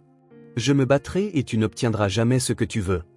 Magnus sourit comme si ces mots n'étaient qu'une provocation mineure. On verra, fille, on verra, dit-il en faisant un pas en arrière, l'observant attentivement. Tu n'aimeras peut-être pas, mais au final, j'obtiens toujours ce que je veux. Il commença à marcher autour de la pièce, examinant l'espace avec une attitude de propriété, tandis qu'Odette, remplie de peur et de détermination, essayait de penser à comment s'échapper. Tremblante, toujours appuyée contre le mur, elle fixa Magnus avec un mélange de peur et de colère. « Je vais appeler la police », déclara-t-elle, sa voix tremblante mais pleine de détermination. « Ils sauront que vous êtes ici et que vous êtes dangereux.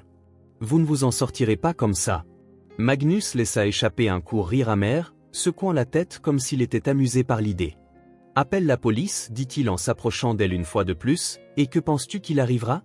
Qu'ils m'arrêteront et que tu seras libre, heureuse et protégée avec ton cher Thomas. » Odette essaya de ne pas reculer davantage, mais Magnus semblait grossir devant elle, sa présence menaçante l'étouffant. « Oui, répondit-elle, sa voix plus forte qu'elle ne se sentait intérieurement.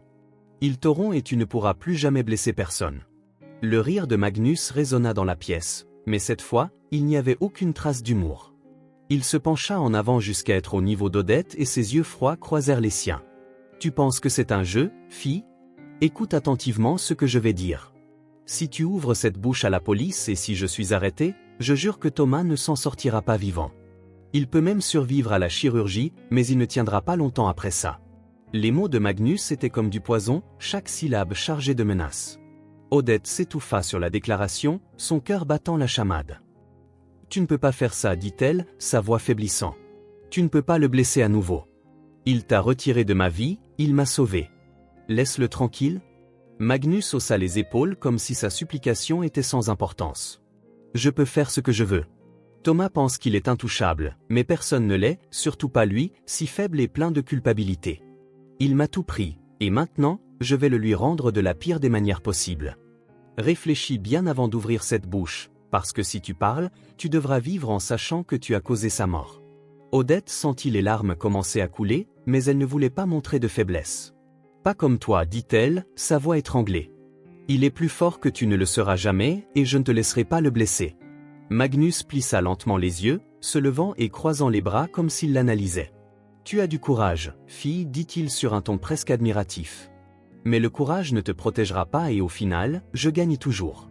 Alors fais ce que je te dis, reste silencieuse et tout le monde reste indemne, sinon tu apprendras ce que cela signifie de tout perdre. » Magnus se retourna calmement, marchant dans la pièce comme s'il avait déjà gagné. Odette, toujours appuyée contre le mur, sentit son cœur battre si fort qu'il semblait résonner dans ses oreilles. Elle devait réfléchir, elle avait vraiment besoin de trouver un moyen de protéger Thomas et elle-même de cet homme qui semblait prêt à tout. À l'hôpital, l'atmosphère était tendue. Thomas était dans la salle de réveil après une longue et délicate opération chirurgicale. Son corps était encore faible et chaque respiration semblait un effort monumental. Les médecins et les infirmières surveillaient de près ses signes vitaux, conscients qu'il avait failli perdre la vie pendant l'intervention. Le rythme irrégulier du moniteur cardiaque avait fait retenir leur souffle pendant un instant, mais contre toute attente, Thomas avait survécu. Lorsqu'il retrouva finalement conscience, Son corps était lourd mais son esprit commençait à se clarifier progressivement. Il ouvrit lentement les yeux, voyant les lumières fluorescentes du plafond et le visage d'une infirmière vérifiant les machines à ses côtés. « Monsieur Thomas, dit l'infirmière d'un ton rassurant, l'opération a réussi, mais vous devez vous reposer. » C'était une situation critique. Thomas secoua légèrement la tête, comme s'il voulait repousser l'infirmière. Sa voix sortit faible mais chargée d'urgence. « J'ai besoin de parler à quelqu'un, à la police, dit-il, chaque mot demandant un effort. » L'infirmière hésita un instant, mais vit la détermination dans les yeux de Thomas. Elle quitta rapidement la salle et appela le médecin traitant qui entra peu après, essayant de convaincre Thomas de ne pas s'inquiéter. « Monsieur Thomas, vous devez vous reposer, » dit le médecin avec une expression préoccupée, « vous êtes faible et avez besoin de temps pour récupérer. » Thomas leva la main pour l'interrompre. « Non, c'est lui, » insista-t-il, sa voix rauque. « Un homme nommé Magnus a la fille, Odette. Il est dangereux. Appelez la police maintenant. » Le médecin réalisa que Thomas ne céderait pas. Il acquiesça et quitta la salle pour que les infirmières alertent les autorités. Quelques minutes plus tard, des policiers arrivèrent à l'hôpital et entrèrent dans la chambre de Thomas avec sérieux. « Monsieur Thomas, dit l'un des officiers, nous avons reçu votre demande. Pouvez-vous nous expliquer exactement ce qui se passe ?» Avec effort, Thomas expliqua tout, du passé de Magnus à la menace qu'il faisait peser sur Odette. « Il est manipulateur, dangereux, dit Thomas en essayant de garder sa voix stable. Il essaiera de fuir, vous devez agir rapidement. » Les officiers partirent pour localiser Magnus au manoir. Ils commençaient déjà à sentir que quelque chose n'allait pas. Odette était restée silencieuse, mais son regard portait quelque chose de différent, un mélange de peur et de défi qui le troublait. Soudain, il entendit le son des sirènes au loin. Son visage se durcit et il se leva rapidement. « Que as-tu fait, fille ?» cria-t-il en attrapant Odette par le bras, mais sans assez de force pour la blesser cette fois. « Tu as appelé la police, n'est-ce pas? Tu veux tout ruiner. » Odette essaya de se libérer. « Je n'ai rien fait, dit-elle d'une voix ferme malgré la panique, les yeux brillants de détermination. Mais s'ils viennent, c'est parce que tu le mérites. Tu ne feras plus jamais de mal à personne. » Magnus jura, réalisant qu'il devait agir rapidement. Il lâcha Odette et courut vers la porte, mais avant de partir, le son des sirènes était déjà plus proche. Il tenta de s'échapper par l'arrière, mais la police avait entouré la propriété. « Arrêtez !» cria l'un des officiers en pointant son arme. Magnus s'arrêta au milieu de la cour. « Ce n'est pas ce que ça paraît !» cria Magnus en levant les mains. « Je n'ai rien fait, nous savons qui vous êtes. » Magnus, dit fermement l'officier, vous êtes en état d'arrestation. Main derrière le dos. Magnus tenta de reculer d'un pas mais trébucha et tomba. Il fut menotté instantanément tout en criant des protestations. C'est une erreur, je suis innocent, dit-il, mais personne ne l'écoutait. Odette observa de l'intérieur de la maison, des larmes aux yeux, mais pas de tristesse, ce sont des larmes de soulagement. Elle savait qu'elle était enfin libre de l'homme qui l'avait terrifiée pendant si longtemps. Lorsque la police emmena Magnus, elle sentit un poids se lever de ses épaules. De retour à l'hôpital, Thomas fut informé de l'arrestation. Il poussa un profond soupir, ressentant un mélange de soulagement et de fatigue. Enfin, il murmura avec un faible sourire, « Elle est en sécurité. » Mais alors que Thomas fermait les yeux pour se reposer, l'ombre de Magnus et tout ce qu'il représentait persistait dans son esprit. Thomas savait que, bien que le danger immédiat soit passé, l'impact de cette histoire était loin d'être terminé. Des mois s'étaient écoulés depuis l'opération de Thomas. Il se remettait lentement, mais chaque jour était une victoire. Le soutien d'Odette et le dévouement des médecins l'aidèrent à surmonter les moments les plus difficiles. Sa santé avait été mise à l'épreuve jusqu'à la limite, mais il était enfin hors de danger. Au fond de lui, Thomas savait que sa survie n'était pas seulement une question médicale, c'était le reflet de son désir de protéger et d'être présent pour Odette. Le jour de sa sortie, Odette l'attendait à l'entrée de l'hôpital, les yeux brillants de bonheur.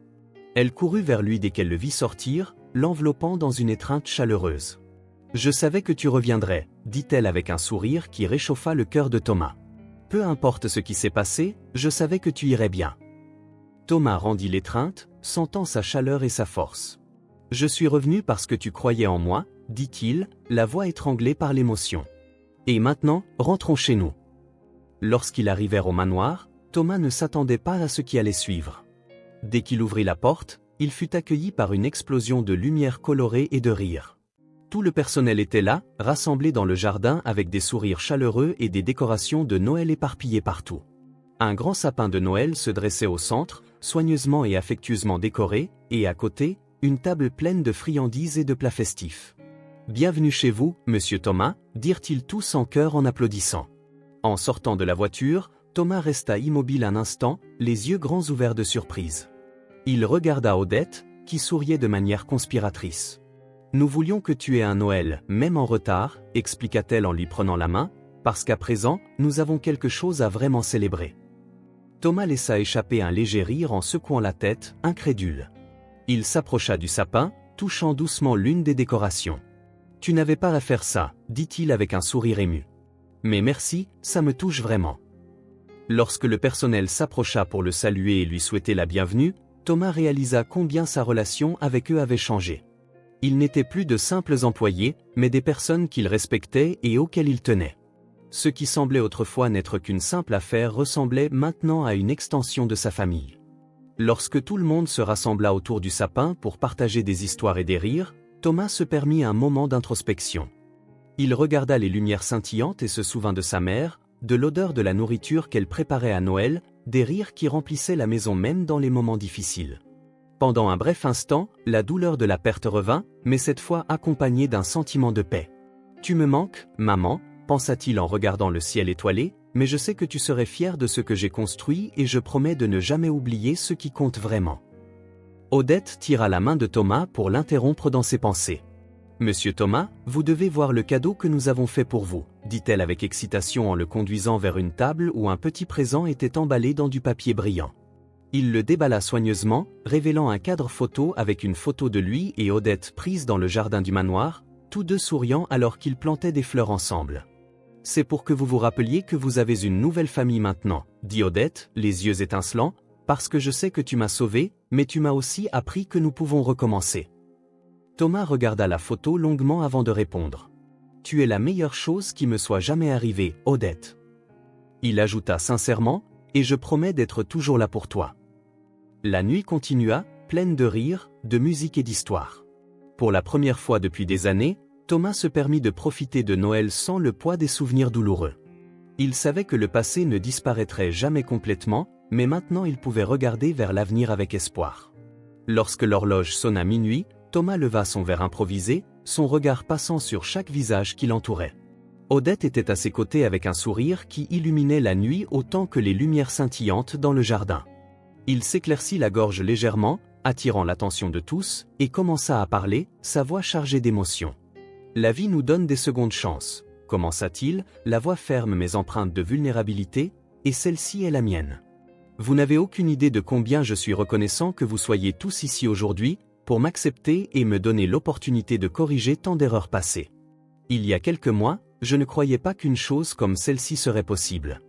Je ne pensais pas pouvoir me racheter, encore moins trouver une famille. » Il fit une pause en regardant Odette avec tendresse. « Merci de croire en moi-même quand je ne le croyais pas.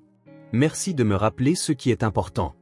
Grâce à vous, je peux dire avec confiance que désormais chaque Noël sera spécial. » Des applaudissements et des rires éclatèrent dans le jardin, se mêlant au doux son des clochettes et au crépitement du feu de cheminée au loin. Thomas se tourna vers Odette, se penchant légèrement pour la serrer dans ses bras. Il la serra doucement, sentant la chaleur et la sécurité que ce moment offrait. « Merci, monsieur Thomas, dit-elle, la voix douce mais chargée d'émotion, tu as changé ma vie. Mais je pense que tu as aussi changé la tienne, sourit Thomas en passant sa main dans ses cheveux. Tu m'as sauvé autant que je t'ai sauvé, Odette. Il n'y a aucun doute là-dessus et je promets d'être toujours là pour toi. » Alors qu'ils s'étreignaient, le personnel les entourait un par un, le félicitant et le remerciant pour tout ce qu'il avait fait pour eux ces derniers mois. Pour Thomas, ce simple geste était la preuve qu'il était enfin sur la bonne voie, un voyage qui avait commencé par tant d'erreurs mais qui était maintenant guidé par le but et l'amour. Sous la lueur des lumières de Noël, Thomas ressentit quelque chose qu'il n'avait pas ressenti depuis des années, la paix. Le sentiment d'appartenance, d'être entouré de personnes qui se souciaient vraiment de lui, le réchauffait plus que le climat chaleureux de la nuit. Il leva les yeux vers le ciel où les étoiles brillaient de mille feux et une larme solitaire s'échappa. Il pensa à sa mère, aux souvenirs douloureux et au Noël qui l'avaient toujours hanté, mais cette fois quelque chose était différent. Maman, murmura-t-il pour lui-même avec un léger sourire aux lèvres, j'espère que tu vois ça. J'espère que tu sais que j'ai enfin compris ce que tu as toujours voulu m'apprendre. Peu importe combien la vie nous met à terre, nous pouvons toujours trouver un chemin pour revenir. Odette le tira par la main avec enthousiasme, interrompant ses pensées. Monsieur Thomas, venez voir, ils ont mis la dernière étoile en haut du sapin, dit-elle, la voix pleine d'animation, les yeux brillants d'une joie presque enfantine. Ses petites mains serrèrent les siennes comme pour transmettre toute l'énergie qu'elle ressentait à ce moment-là. Elle pointa vers le grand sapin décoré au centre du jardin où les lumières scintillaient comme de petits fragments d'étoiles tombés du ciel. Surpris par la vitalité contagieuse de la fille, Thomas sourit doucement. « Quelque chose que je ne fais pas souvent, allons-y alors, » répondit-il, se laissant guider par elle comme si, pendant un bref instant, tout le poids de ses soucis avait disparu. Lorsqu'ils atteignirent le sapin, Thomas fit une pause, se permettant d'observer les détails de plus près. Les ornements étaient simples mais portaient une beauté unique. Il était évident qu'ils avaient été faits avec soin, chacun semblant raconter une histoire. Certaines étoiles qu'il remarqua avaient des messages écrits à la main du personnel, gratitude, espoir, famille. Il se pencha pour regarder de plus près une étoile en particulier. Sa main toucha doucement l'étoile, sentant la texture délicate du papier et réfléchissant à la signification de ce mot. C'était comme si l'ornement avait été placé là pour lui, un rappel silencieux de tout ce qui s'était passé et des possibilités qui restaient à venir. « Monsieur Thomas, pouvez-vous m'aider à ajuster celle-ci » demanda Odette en tendant une étoile brillante dans ses petites mains, les joues rougies par le froid. Elle le regarda avec attente, les yeux brillants de la confiance de quelqu'un qui savait que sa demande serait exaucée. Thomas sourit sincèrement, un sourire qui semblait émerger des profondeurs de son cœur, quelque chose de rare chez lui. « Bien sûr, Odette, faisons-le ensemble » répondit-il en prenant soigneusement l'étoile, puis en soulevant la fille sans effort dans ses bras. Odette laissa échapper un rire doux en maintenant l'étoile en place. Ensemble, avec un soin presque cérémonial, ils positionnèrent la dernière décoration en haut du sapin. Lorsque l'étoile fut sécurisée, un chœur d'applaudissements et de rires résonna dans le jardin. Thomas abaissa doucement Odette, toujours souriante, et lui donna une légère tape dans les cheveux. « Voilà, dit-il alors que les yeux de la fille étaient fixés sur le sapin illuminé. « Maman, c'est parfait. » Odette secoua vigoureusement la tête comme pour désapprouver. « C'est plus que parfait, monsieur Thomas, c'est magique. » Ces paroles portaient une pure innocence qui toucha profondément Thomas, comme un rappel que la véritable magie de Noël ne résidait pas dans les décorations ou les présences, mais dans les moments partagés et les connexions créées ensemble. La célébration continua toute la nuit, illuminée par les lumières du sapin et l'énergie de tous ceux qui étaient présents. Les employés se regroupaient en petits groupes, partageant des histoires et riant d'anecdotes amusantes sur les défis qu'ils avaient affrontés tout au long de l'année. Thomas, assis sur une chaise près du sapin, observait tout cela avec un sourire serein.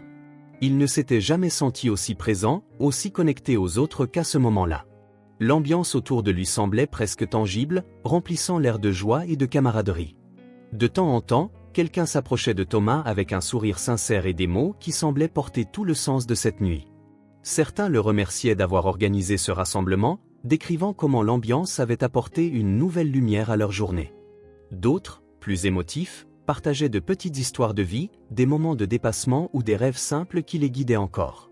Thomas écoutait attentivement, se penchant légèrement en avant comme si chaque mot avait son poids, comme si chaque histoire était une pièce unique d'un puzzle qui composait cette nuit. Il remarqua l'éclat dans les yeux des gens pendant qu'ils parlaient, reflet de ce que l'occasion signifiait pour eux, et à chaque nouvelle histoire, il ressentait une profonde connexion avec ceux qui l'entouraient, comme si, pour la première fois depuis longtemps, il était vraiment présent dans l'instant. À un moment donné, un employé plus âgé avec une canne dans une main et une tasse de punch dans l'autre s'approcha et demanda la permission de raconter une histoire. Le cercle de conversation se forma rapidement autour de lui et ses mots pleins d'humour et de nostalgie captivaient tout le monde. Il décrivit une farce d'enfance impliquant un vélo et un chien qui avait fini par le mener à un bain inattendu dans la rivière. Des rires éclatèrent à la fin du récit, résonnant dans le jardin comme une musique qui mêlait joie et complicité. Thomas, assis dans sa chaise près du sapin, se laissa emporter par les rires collectifs. C'était un rire authentique et sans prétention qui venait du fond de sa poitrine, presque sans contrôle. Il ne se souvenait pas de la dernière fois qu'il avait ri ainsi. Le son semblait à la fois étrange, comme quelque chose d'oublié, et familier, comme une vieille chanson qu'il n'avait pas entendue depuis des années. Au fil de la nuit, Thomas réalisa quelque chose qui le surprit. Il ressentait une paix qu'il n'avait pas expérimentée depuis longtemps. Ce n'était pas la paix silencieuse d'une pièce vide ou d'un moment solitaire, mais une paix née de la connexion, du sentiment d'appartenance, provenant d'être entouré de personnes qui, de différentes manières, faisaient partie de sa vie. Il regarda autour de lui et vit des visages illuminés par les lumières scintillantes du sapin, des sourires porteurs d'histoire, des regards reflétant la gratitude. Chaque détail semblait contribuer à cette atmosphère unique. Les étoiles au sommet du sapin de pin scintillaient comme si elles étaient vivantes, reflétant les rêves et les vœux de tous les présents. Dans un moment de pause, Odette s'assit à côté de lui, tenant une tasse de chocolat chaud. Elle le regarda et demanda avec la sincérité d'un enfant, « Monsieur Thomas, est-ce le Noël le plus heureux que vous ayez jamais eu ?» Thomas la regarda, surpris par la question, mais n'eut pas besoin de réfléchir longtemps avant de répondre, « Oui, Odette, je pense que si. Ce n'est pas parce que c'est parfait, mais parce que j'ai enfin compris ce que Noël signifie vraiment. C'est être ensemble, surmonter ce qui nous blesse et créer quelque chose de beau, et tout cela grâce à toi. » Odette sourit timidement, se penchant sur son bras. « Je voulais juste que tu sois heureux, dit-elle doucement. Et je pense que tu as réussi,